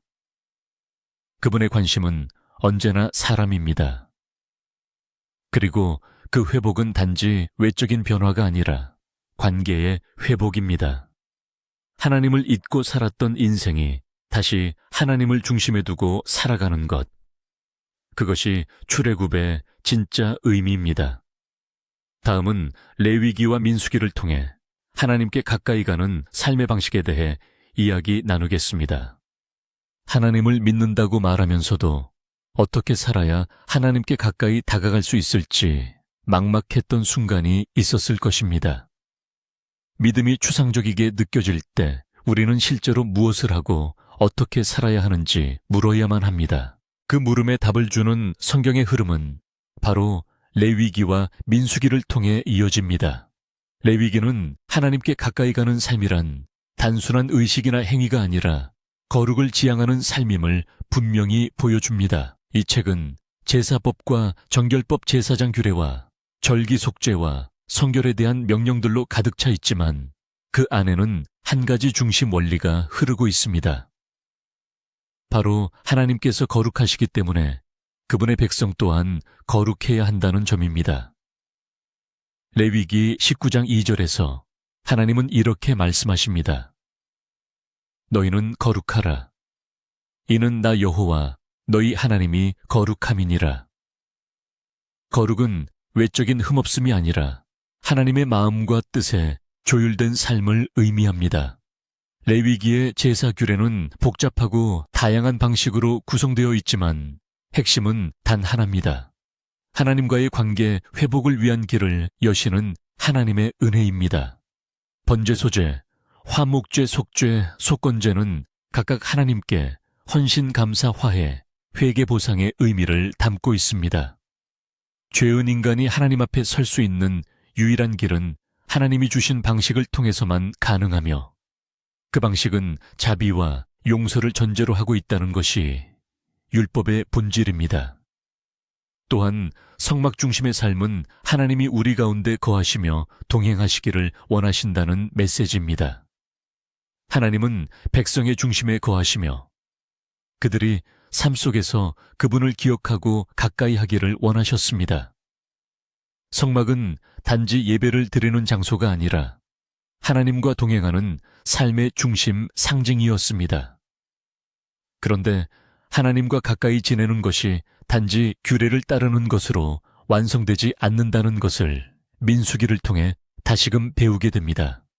민수기는 광야의 여정을 담고 있지만 단순한 이동의 기록이 아니라 믿음과 불순종, 순종과 은혜가 교차되는 생생한 믿음의 연대기입니다. 하나님은 이미 출애굽으로 구원을 주셨고 레위기를 통해 예배의 삶을 가르치셨지만 이스라엘 백성은 여전히 불신과 두려움에 흔들렸습니다.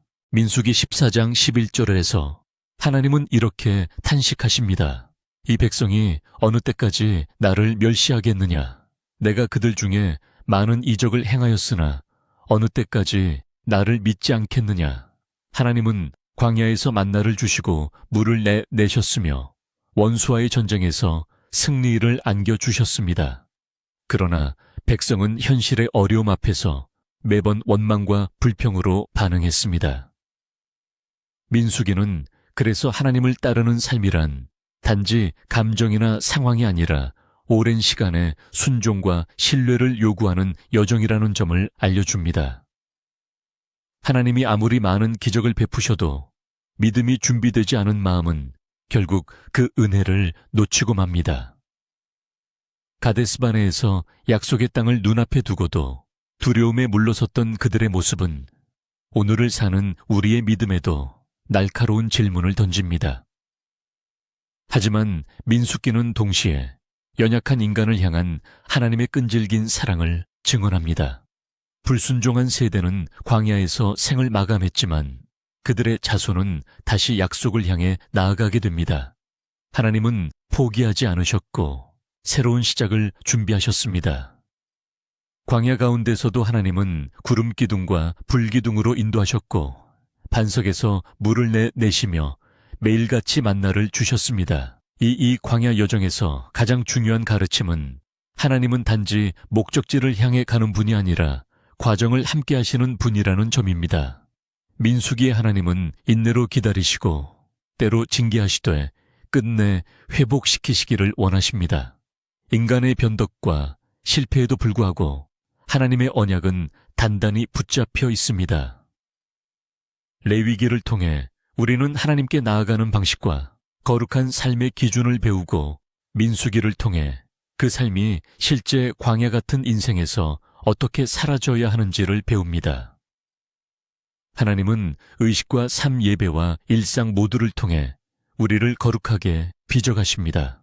그분은 단지 예배받기를 원하시는 분이 아니라 우리와 깊은 동행을 나누기 원하시는 하나님이십니다. 다음은 신명기와 여호수아를 통해 하나님의 약속을 붙들고 사는 믿음의 선택에 대해 이야기 나누겠습니다.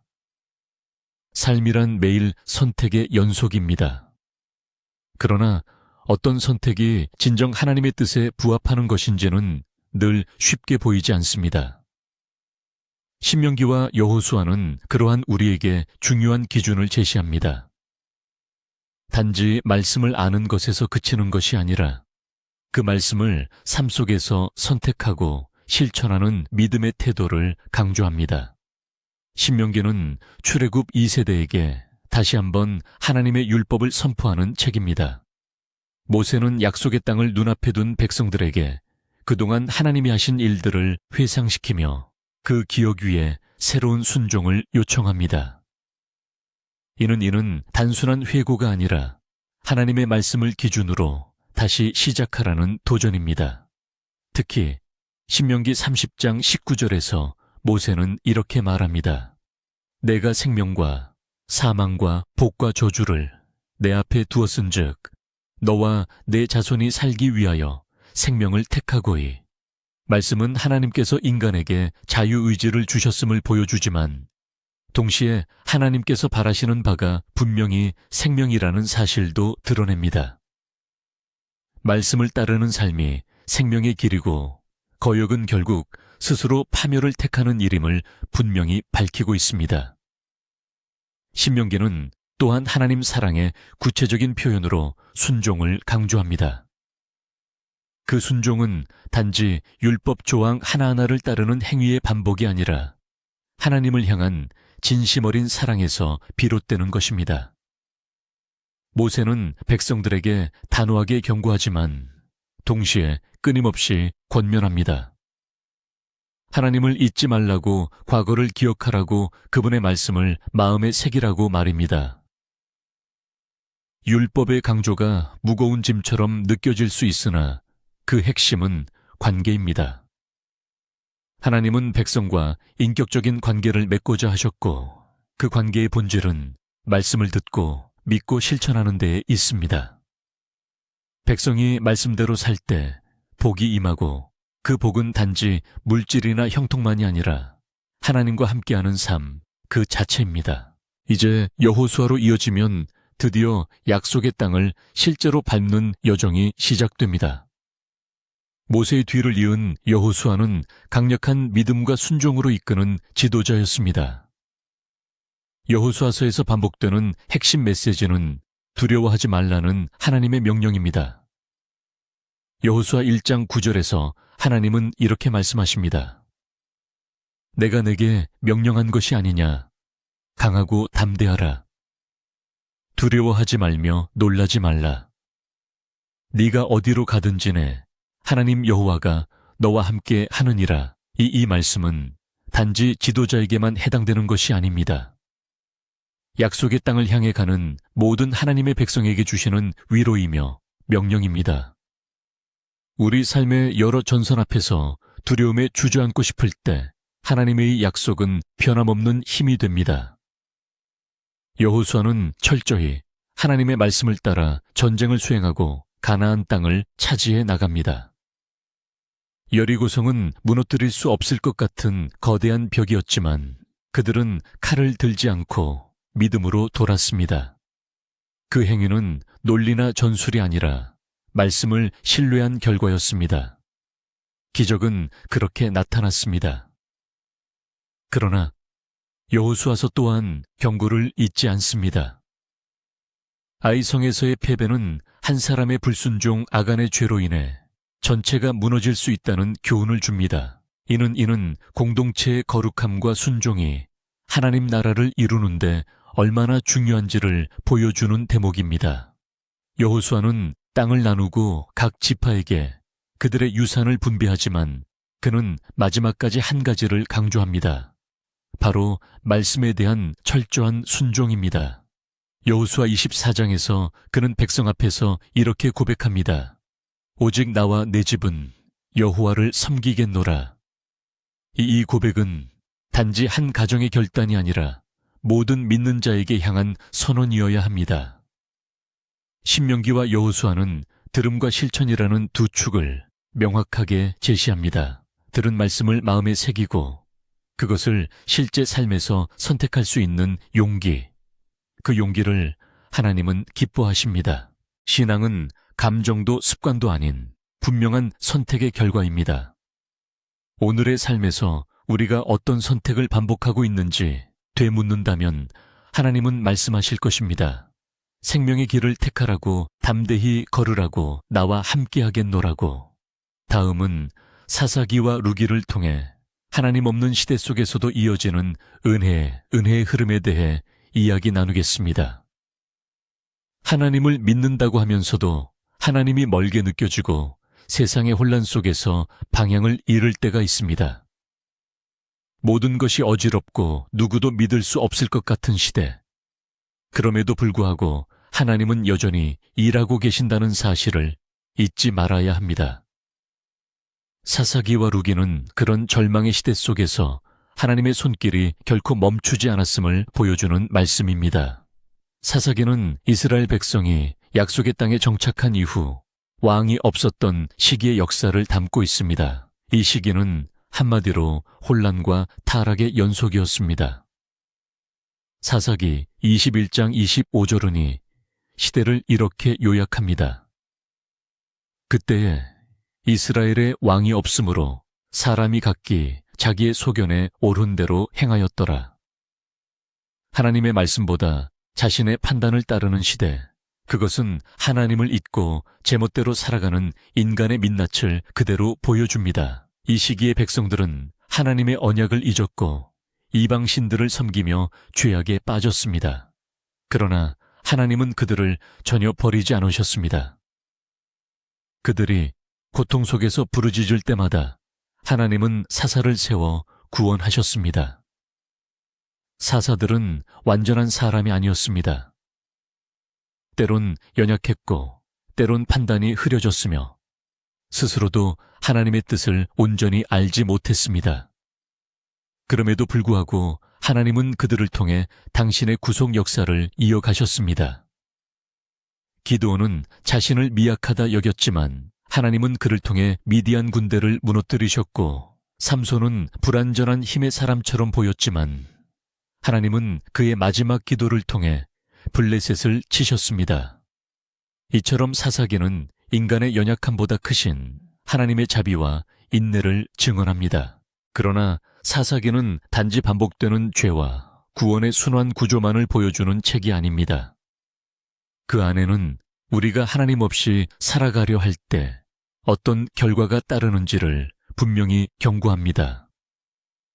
인간이 하나님을 떠날 때마다 결국 공동체는 무너지고 삶은 왜곡되며 약한 자들이 고통당하게 됩니다. 사사기는 이스라엘 백성뿐 아니라 오늘 우리 모두에게 당신은 지금 누구의 뜻을 따라 살아가고 있는가라는 질문을 던집니다. 그 어두운 시대의 끝자락에 룩이라는 짧지만 강렬한 이야기 하나가 조용히 등장합니다. 룩에는 전쟁도 기적도 왕도 등장하지 않습니다. 오히려 가난하고 상처받은 여성들, 나오미와 루이 서로를 의지하며 살아가는 이야기입니다. 그러나 바로 그 일상 속에 하나님의 손길이 깊이 스며들어 있음을 보여줍니다. 룻은 모압 여인으로 율법상으로는 이스라엘 공동체 안에 들어올 수 없는 사람이었습니다. 그러나 그녀는 시어머니 나오미를 끝까지 따르며 이렇게 고백합니다. 어머니의 하나님이 나의 하나님이 되시리니. 룻기 1장 16절의 이 고백은 단순한 효심이 아니라 그녀의 믿음의 결단이었습니다. 하나님은 그 믿음을 귀히 여기셨고 룻을 통해 다윗의 계보, 더 나아가 예수 그리스도의 혈통이 이어지게 하셨습니다. 이처럼 룻기는 하나님의 섭리가 얼마나 조용하고도 깊은 방식으로 이루어지는지를 보여주는 증거입니다. 세상의 눈으로는 작고 하찮아 보일 수 있지만 하나님은 그 중심의 믿음을 보십니다. 룻기의 가장 큰 은혜는 하나님께서 실패한 인생 고통 가운데 있는 사람, 이방의 여인조차 그분의 구원 역사에 참여시키신다는 것입니다. 룻은 자신의 현실만 보면 아무것도 희망이 없었지만 하나님을 선택한 그 결정 하나로 인생 전체의 방향이 바뀌었습니다. 사사기의 끝과 룻기의 시작은 어쩌면 대비되는 것처럼 보이지만 실제로는 하나의 흐름 속에 있습니다. 하나님을 저버린 공동체의 혼란 속에서도 하나님은 한 사람의 신실한 믿음을 통해 미래를 준비하십니다. 사사기의 혼란을 살아가는 우리가 룻의 조용한 결단을 닮을 수 있다면 우리 삶에도 하나님은 은혜의 계보를 잇기 시작하실 것입니다. 그분은 오늘도 누구를 통해 일하실지, 어떤 길로 구원의 흐름을 이어가실지 당신의 신실한 사람을 찾고 계십니다. 다음은 사무엘상과 사무엘하를 통해 하나님의 통치와 왕권의 시작에 대해 이야기 나누겠습니다. 사람이 중심이 된 시대는 언제나 흔들렸습니다. 누가 더 높아질까를 고민하고 누구를 쓸지를 두고 분열이 생기며 결국 사람을 신뢰한 자리에는 실망만이 가득했습니다. 그런 시대 속에서 하나님은 새로운 통치를 준비하십니다. 바로 사무엘상과 사무엘하를 통해 하나님은 인간의 왕권과 하나님의 주권이 어떻게 긴장하고 부딪히는지를 보여주십니다. 사무엘상은 이스라엘의 마지막 사사인 사무엘의 탄생으로 시작됩니다. 그의 어머니 한나는 오랫동안 아이를 낳지 못한 슬픔 속에서 하나님께 간절히 기도했고 그 기도의 응답으로 사무엘이 태어납니다. 하나님은 그 사무엘을 통해 새로운 시대를 여십니다. 이때 이스라엘 백성은 사사시대의 혼란을 끝내고 싶어 했습니다. 그래서 그들은 하나님께 우리에게도 왕을 주십시오라고 요청합니다. 다른 민족들처럼 사람 왕을 통해 질서를 원했던 그들의 요구는 곧 하나님의 주권을 거절하는 일이었습니다. 사무엘상 8장 7절에서 하나님은 이렇게 말씀하십니다. 그들이 너를 버림이 아니요 나를 버려 자기들의 왕이 되지 못하게 함이니라. 백성은 사무엘을 거부했지만 사실은 하나님의 통치를 원하지 않았던 것입니다. 하나님은 그럼에도 불구하고 사울을 첫 왕으로 세우십니다. 사울은 외형적으로는 백성의 기대에 부응하는 인물이었습니다. 키가 크고 용맹하며 지도자답게 보였습니다. 그러나 그는 하나님의 말씀보다 자신의 판단을 앞세우는 사람이었습니다. 하나님의 명령을 끝까지 따르지 않고 자기 뜻대로 제사하고 자신을 위한 명예를 구했습니다. 결국 사울은 하나님께 버림받고 이스라엘은 또다시 혼란의 중심으로 향하게 됩니다. 사무엘상은 여기서 멈추지 않습니다. 하나님은 다윗이라는 한 목동 소년을 선택하십니다. 그의 외모가 아니라 마음을 보셨기 때문입니다. 사무엘상 16장 7절에서 하나님은 이렇게 말씀하십니다. 사람은 외모를 보거니와 나 여호와는 중심을 보느니라. 하나님이 찾으시는 사람은 기술이나 경력 배경이 아니라 오직 마음의 중심이 그분께 있는 사람입니다. 다윗은 사울에게 쫓며 광야를 전전하지만 그 시간은 단순한 고난이 아니라 하나님과의 깊은 교제의 시기였습니다. 그는 사람을 두려워하기보다 하나님을 경외하는 법을 배웠고 자기 손으로 왕권을 빼앗기보다 하나님의 때를 기다릴 줄 알았습니다. 사무엘라는 다윗이 왕위에 오르며 본격적인 하나님의 왕권 통치가 시작되는 이야기를 담고 있습니다. 그는 처음으로 이스라엘 모든 지파를 하나로 묶고 예루살렘을 수도로 삼아 언약을 옮깁니다. 다윗은 정치적인 통합뿐 아니라 신앙의 중심도 회복하고자 했습니다. 그의 가장 큰 목표는 하나님이 이스라엘의 중심에 계시도록 하는 것이었습니다. 하나님은 그런 다윗에게 언약을 맺으십니다. 사무엘하 7장에서 하나님은 다윗의 후손을 통해 영원한 왕국을 세우시겠다고 약속하십니다. 이 약속은 단지 솔로몬이나 그 이후의 왕들을 뜻하는 것이 아니라 메시아 예수 그리스도를 통한 영원한 하나님의 나라를 예표한 것입니다. 그러나 다윗 역시 완전한 사람은 아니었습니다. 사건을 통해 그는 큰 죄를 범했고 하나님은 그 죄에 대해 분명한 심판을 내리셨습니다. 그러나 다윗은 자신의 죄를 회피하지 않았습니다. 그는 회개했고 눈물로 밤을 지새웠으며 하나님 앞에 납작 엎드렸습니다. 하나님은 회개하는 자를 외면하지 않으십니다. 다윗의 삶은 죄 없는 삶이 아니라 죄 가운데서도 하나님을 놓치지 않은 삶이었습니다. 그는 실패했고 가정의 불화를 겪었고 아들의 반란도 경험했지만 끝까지 하나님을 의지했습니다. 그래서 다윗은 하나님 마음에 합한 자로 기억되는 것입니다. 사무엘상과 하를 통해 우리는 하나님이 통치를 어떻게 세우시는지를 보게 됩니다.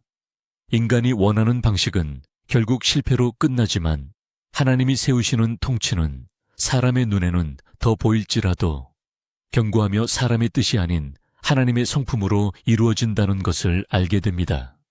우리도 때로는 사울처럼 외적인 조건을 따라 판단하고 또 다윗처럼 죄에 넘어지기도 합니다. 그러나 중요한 것은 끝까지 하나님께 돌아오는 회개의 마음입니다. 하나님은 그런 심령을 가까이 하시며 그 마음에 당신의 나라를 세워가십니다.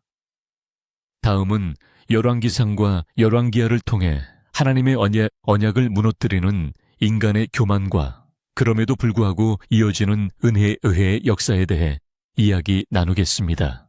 한때 하나님의 은혜로 세워졌던 나라도 사람의 교만이 자리 잡는 순간 무너질 수 있습니다. 영광스러웠던 성전도 하나님을 떠난 백성의 마음을 대신할 수는 없습니다. 열왕기상과 열왕기하는 인간의 왕국이 어떻게 서고 무너지는지를 보여주는 동시에 하나님의 언약은 어떻게 끝내 이어지는지를 증언합니다. 열왕기상은 다윗의 마지막 유언과 함께 시작됩니다. 그는 아들 솔로몬에게 왕위를 넘기며 이렇게 당부합니다. 내 하나님 여호와의 명령을 지켜 그 길로 행하라. 이 말은 단순한 정치적 계승이 아닌 하나님의 뜻 안에서 통치해야 한다는 영적인 유산이었습니다. 솔로몬은 초기에 그 유산을 잘 따랐습니다. 그는 지혜를 구했고 하나님은 그에게 전무후무한 지혜뿐 아니라 부와 명예까지 허락하셨습니다. 열왕기상 3장 12절에서 하나님은 이렇게 말씀하십니다. 내가 내 말대로 하여 내게 지혜롭고 총명한 마음을 주노니 내 앞에도 없었고 내 뒤에도 없으리라. 솔로몬은 실제로 재판에서도 외교에서도 놀라운 통찰력을 발휘하며 백성에게 존경을 받았습니다. 그가 지은 예루살렘 성전은 이스라엘 역사상 가장 찬란한 신앙의 상징이었습니다. 하나님의 언약과 안치되고 불이 하늘에서 내려오며 성전은 하나님의 임재로 가득했습니다. 그러나 바로 그 솔로몬이 끝내 무너지고 맙니다. 그의 몰락은 갑작스럽지 않았습니다. 수많은 이방 아내를 데리고 그들의 신을 따르며 마음이 점차 하나님에게서 떠난 것이었습니다. 하나님은 그에게 두 번째 나타나셔서 경고하셨지만 솔로몬은 회개하지 않았고 그 결과 왕국은 둘로 나뉘게 됩니다. 이후 열왕기하까지 이어지는 역사는 북이스라엘과 남유다로 분열된 왕국의 긴 싸움과 배신의 기록입니다. 북이스라엘은 단 한 명의 선한 왕도 없이 계속해서 우상 숭배에 빠졌고 아합과 이세벨 같은 악한 왕들 아래에서 하나님을 대적하기에 이릅니다. 하나님은 선지자들을 통해 끊임없이 경고하셨습니다. 엘리야는 갈멜산에서 바알 선지자들과 싸웠고 하늘에서 불이 내려 그가 전한 말씀이 참임을 증명하셨습니다. 엘리사는 요단강을 가르고 죽은 아이를 살리며 하나님의 권능이 인간의 정치와 종교를 넘어선다는 것을 보여주었습니다. 그러나 기적 앞에서도 마음이 돌같이 굳은 백성은 끝내 회개하지 않았고 북이스라엘은 아수르에 의해 멸망당합니다. 남유다는 비교적 선한 왕들이 있었지만 결국 그들도 우상숭배와 부패로 인해 바벨론의 침공을 받게 되고 예루살렘 성전은 무너지고 백성은 포로로 끌려갑니다. 열왕기하는 그 절망의 끝에서 한 장면을 보여줍니다. 바벨론 포로지에서 여호야긴 왕이 감옥에서 풀려나 왕의 상에서 음식을 받는다는 장면입니다. 아주 짧고 조용한 기록이지만 이것은 단순한 사소한 사건이 아닙니다. 열왕기하 25장 30절은 이렇게 기록합니다. 그가 날마다 왕의 앞에서 그 먹는 분량을 받았더라. 이 장면은 하나님이 다윗과 맺으신 언약을 아직 끝내지 않으셨다는 조용한 선언입니다. 포로로 끌려간 그 땅에서도 하나님은 당신의 약속을 잊지 않으시고 회복의 씨앗을 남기십니다. 열왕기 전체를 통해 우리는 명확히 알 수 있습니다. 하나님의 나라는 인간의 손으로 세워지지 않으며 그 뜻을 무시할 때 결국 모든 권세는 무너진다는 사실입니다. 인간의 통치가 아무리 영광스러워 보여도 하나님을 등지는 순간부터 그 안에는 균열이 생기기 시작합니다. 그렇다고 하나님은 포기하지 않으십니다. 선지자를 보내고 기적을 베푸시며 또 말씀으로 마음을 돌이킬 기회를 주십니다. 하나님은 경고하실 때에도 징계하실 때에도 언제나 회복을 준비하십니다.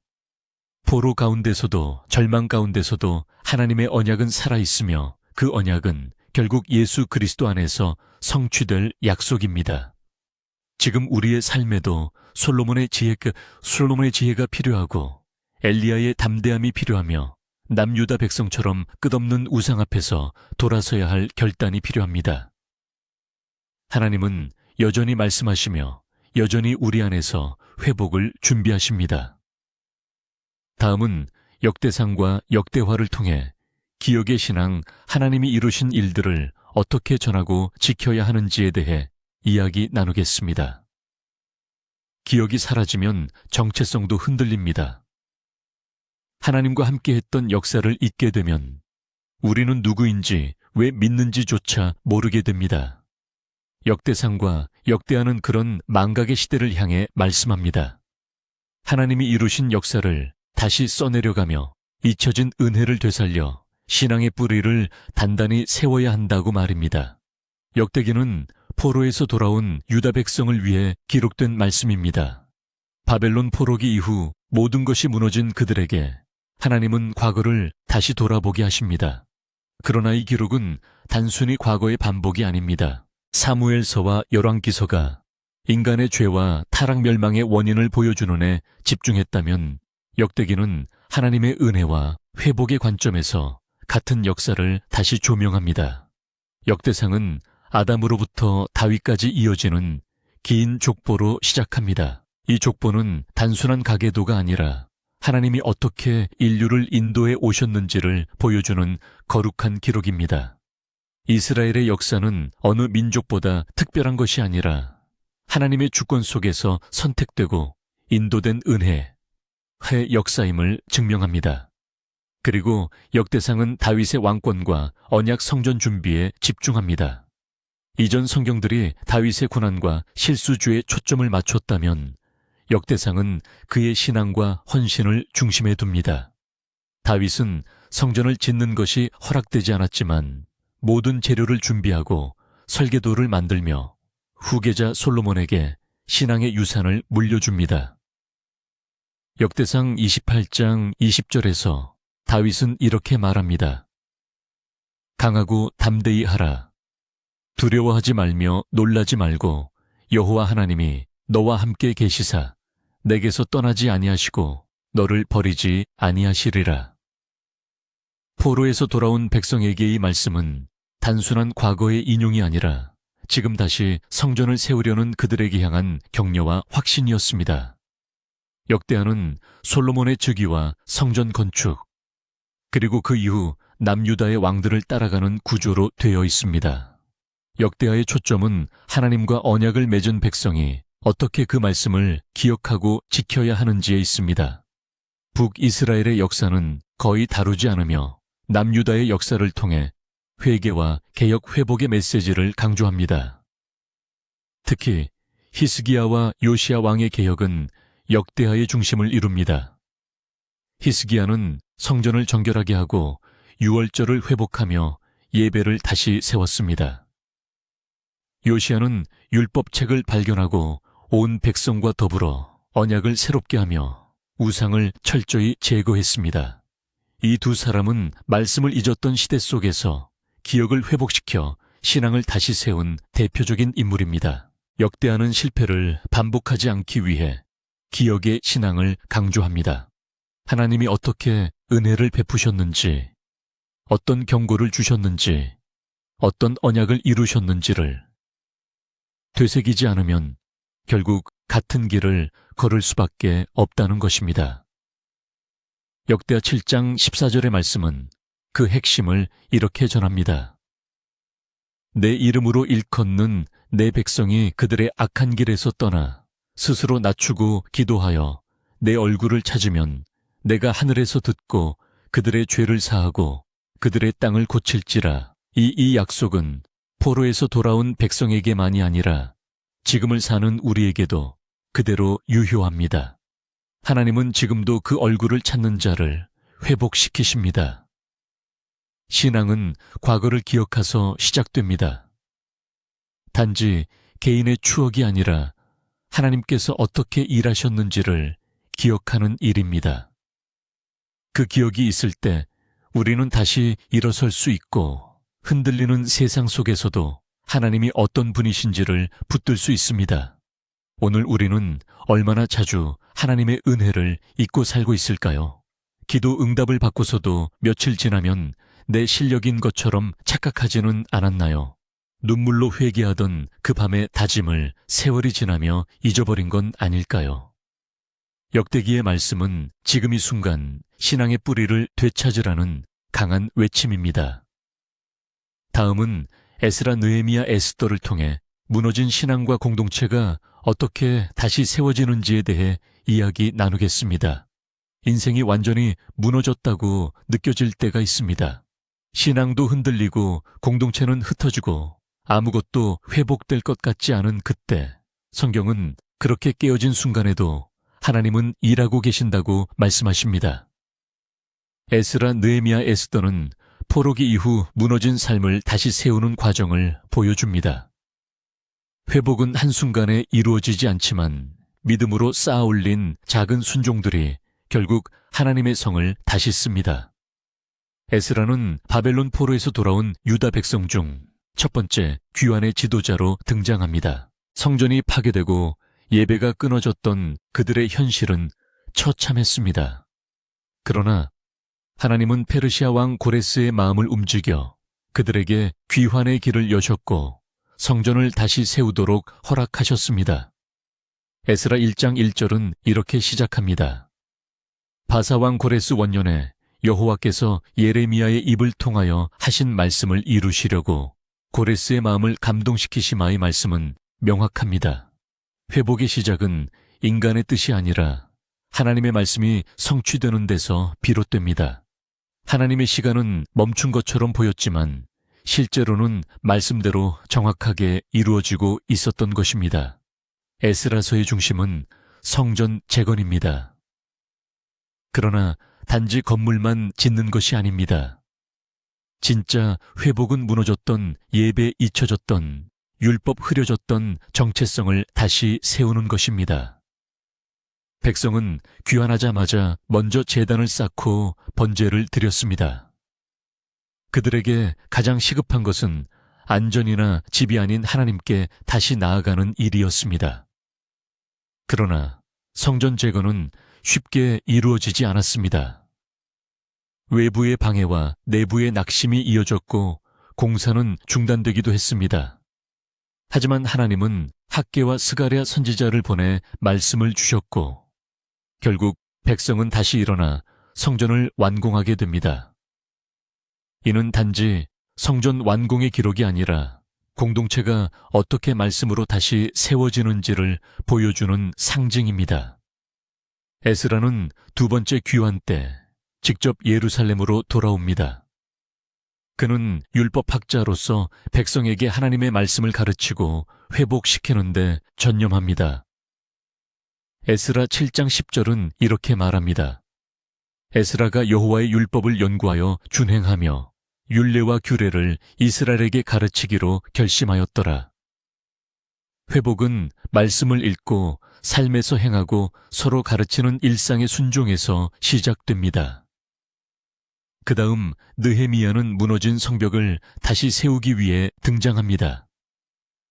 성전은 있었지만 도시는 여전히 황폐했고 백성은 수치를 안고 살았습니다. 느헤미야는 왕의 술관원이었지만 예루살렘의 소식을 듣고 마음이 무너졌고 금식하며 기도했습니다. 그의 기도는 단순한 감정 표현이 아니라 철저한 회개와 준비된 헌신의 시작이었습니다. 느헤미야 1장 4절은 이렇게 기록합니다. 내가 이 말을 듣고 앉아서 울고 수일 동안 슬퍼하며 하늘의 하나님 앞에 금식하며 기도하여 그의 회개는 민족의 죄를 대신하는 기도였고 하나님의 긍휼을 구하는 간절한 부르짖음이었습니다. 느헤미야는 무너진 성벽을 백성과 함께 다시 씁니다. 외적 공격과 조롱 내부의 갈등 속에서도 그는 결코 물러서지 않았습니다. 그는 한 손에 연장을 들고 다른 한 손엔 무기를 들며 경계를 늦추지 않고 일을 이어갔습니다. 단지 성벽을 쌓는 일이 아니라 공동체의 경계와 정체성을 다시 세우는 과정이었습니다. 마지막으로 에스더는 전혀 다른 배경에서 하나님의 섭리를 보여줍니다.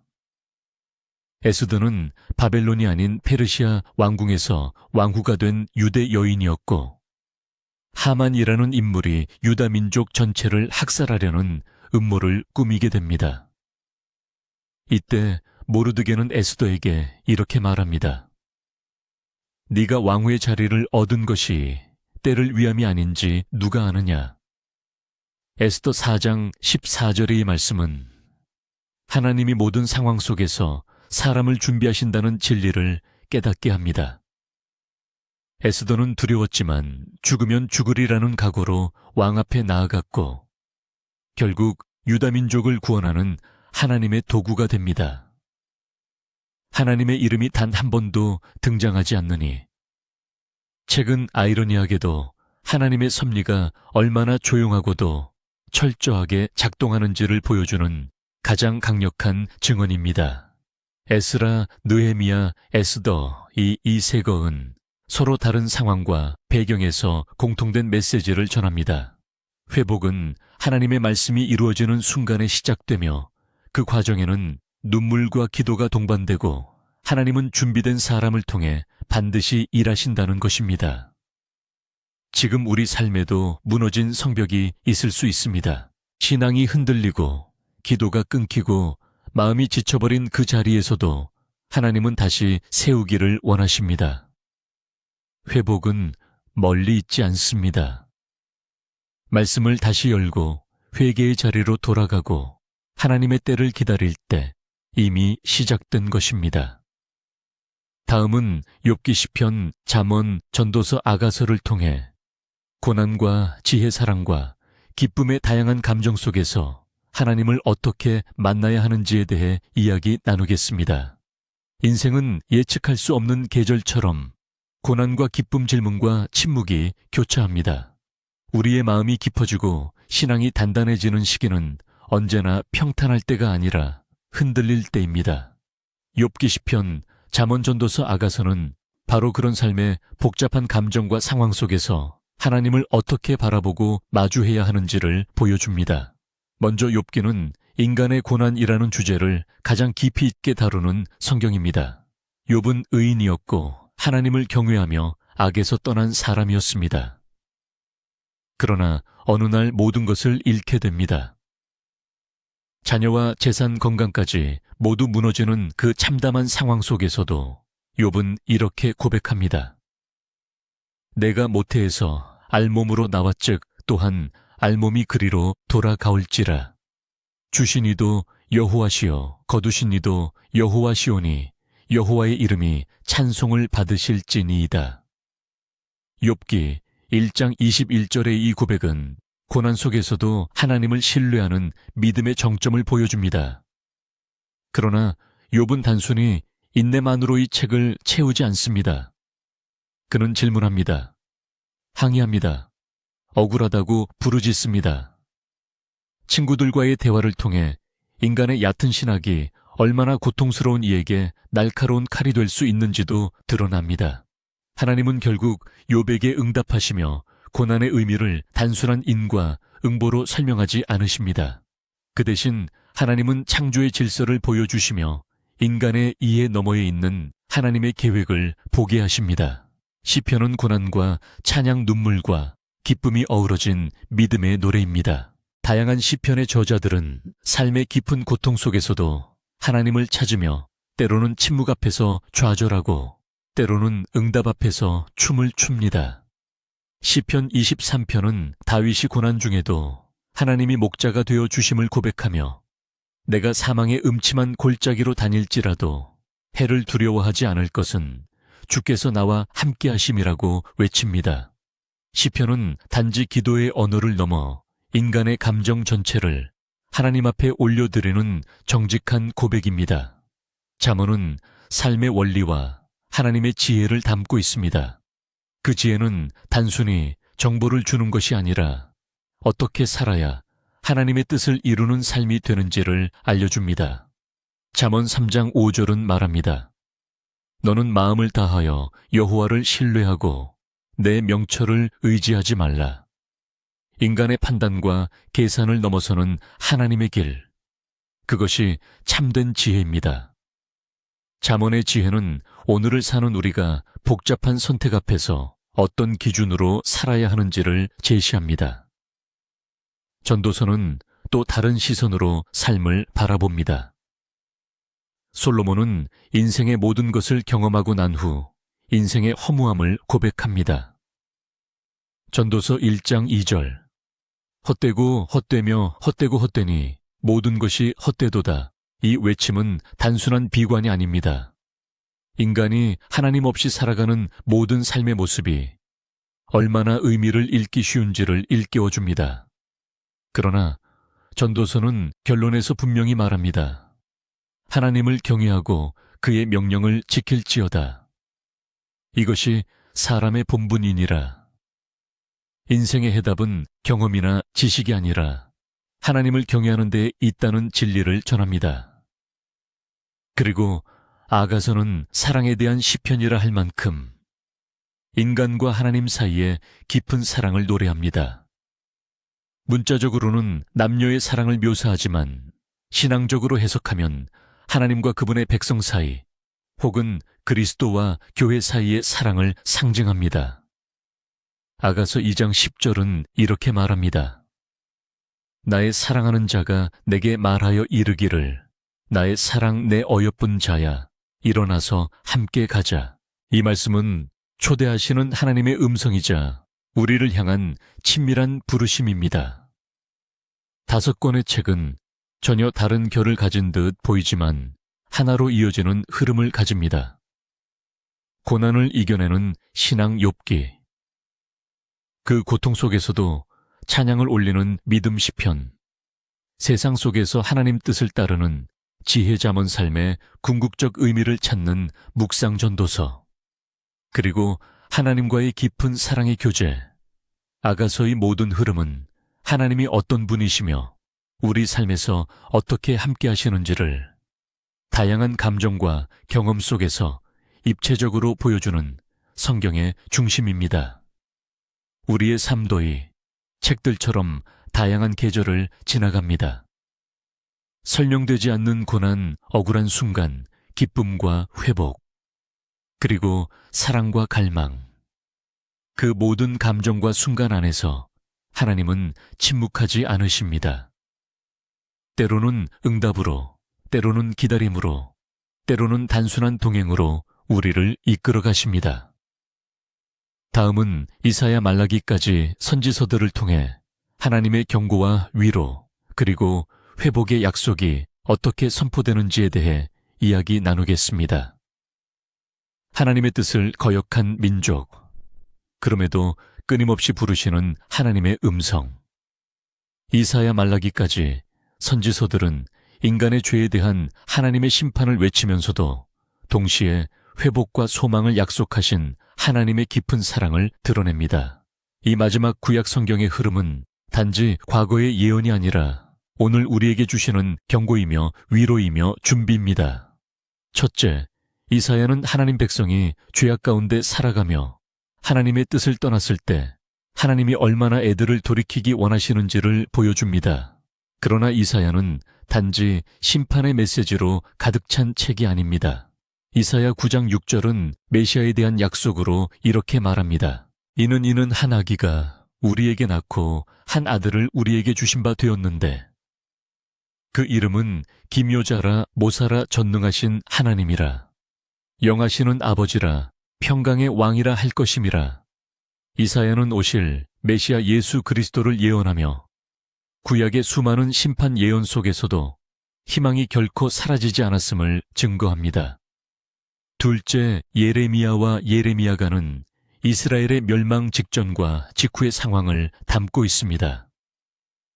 백성은 죄를 거듭하며 하나님의 인내를 시험했고 마침내 예살렘은 바벨론에 의해 철저히 파괴됩니다. 예레미야는 이를 미리 예언하며 눈물로 백성을 경고했지만 대부분은 그를 조롱하고 거절했습니다. 그러나 예레미야가 3장 22절은 이렇게 고백합니다. 여호와의 인자와 긍휼이 무궁하심으로 우리가 진멸되지 아니함이니이다. 완전히 무너진 폐허 속에서도 하나님의 긍휼은 아침마다 새롭다고 고백하느니 말씀은 가장 절망적인 순간에도 붙들 수 있는 진리입니다. 셋째, 에스겔은 포로지에서 사역한 선지자입니다. 그는 성전이 무너진 이후 백성에게 하나님이 여전히 그들과 함께 계신다고 선언합니다. 에스겔 37장에서는 마른 뼈들이 살아나는 환상이 등장하는 데에는 죽은 듯한 이스라엘 공동체가 하나님의 영으로 다시 살아날 것을 상징합니다. 이 장면은 재건에 대한 단순한 희망이 아니라 절망 가운데 새 생명을 불어넣으시는 하나님의 주권을 보여주는 강력한 예언입니다. 넷째, 다니엘은 포로로 끌려갔지만 바벨론과 페르시아 제국 가운데서 하나님의 뜻을 붙들고 살아간 자입니다. 사자굴에서도 풀무불에서도 하나님은 그의 충성심을 지켜보셨고 보호하셨습니다. 다니엘은 환상을 통해 장차올 나라들, 그리고 마지막 날의 심판과 구원에 대한 예언까지 전하며 역사의 흐름을 다스리시는 하나님의 계획을 분명하게 드러냅니다. 다섯째, 호세아를 비롯한 소의 언서들은 각기 다른 시대적 상황과 지역에 따라 말씀을 전했지만 공통된 주제는 하나님의 사랑과 인간의 배신, 그리고 회복입니다. 호세아는 음란한 여인을 아내로 맞아야 하는 자신의 삶을 통해 하나님이 얼마나 고통스럽게 이스라엘을 사랑하시는지를 보여줍니다. 그 사랑은 조건 없는 용서이며 끊임없는 기다림입니다. 여섯째, 요엘, 아모스, 오바디아, 요나, 미가 등은 심판과 회개를 강력히 외치며 하나님의 공의를 강조합니다. 특히 요나는 하나님의 명령을 거절하고 도망치다. 결국 니누에 가서 하나님의 자비를 선포하게 됩니다. 놀랍게도 이방 민족이 회개하고 구원을 받게 되는 요나의 이야기는 하나님의 은혜가 누구에게나 열려 있다는 중요한 진리를 전합니다. 일곱째, 하박국과 스바냐는 왜 악인이 형통하는가라는 인간의 오래된 질문에 대해 하나님의 절대 주권과 공의로 답합니다. 하박국 3장 17절의 고백은 모든 신앙의 본질을 꿰뚫습니다.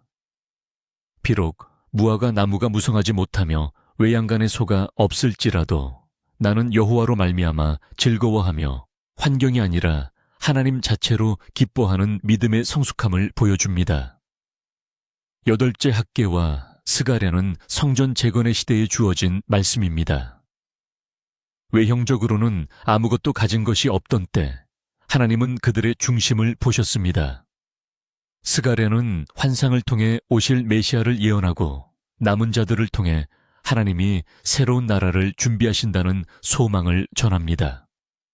아홉째, 말라기는 구약의 마지막 책으로 하나님과의 관계가 무뎌진 백성에게 다시 돌아오라고 촉구합니다.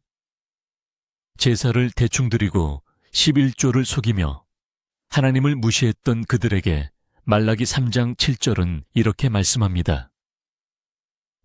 너희는 내게로 돌아오라. 그리하면 나도 너희에게로 돌아가리라.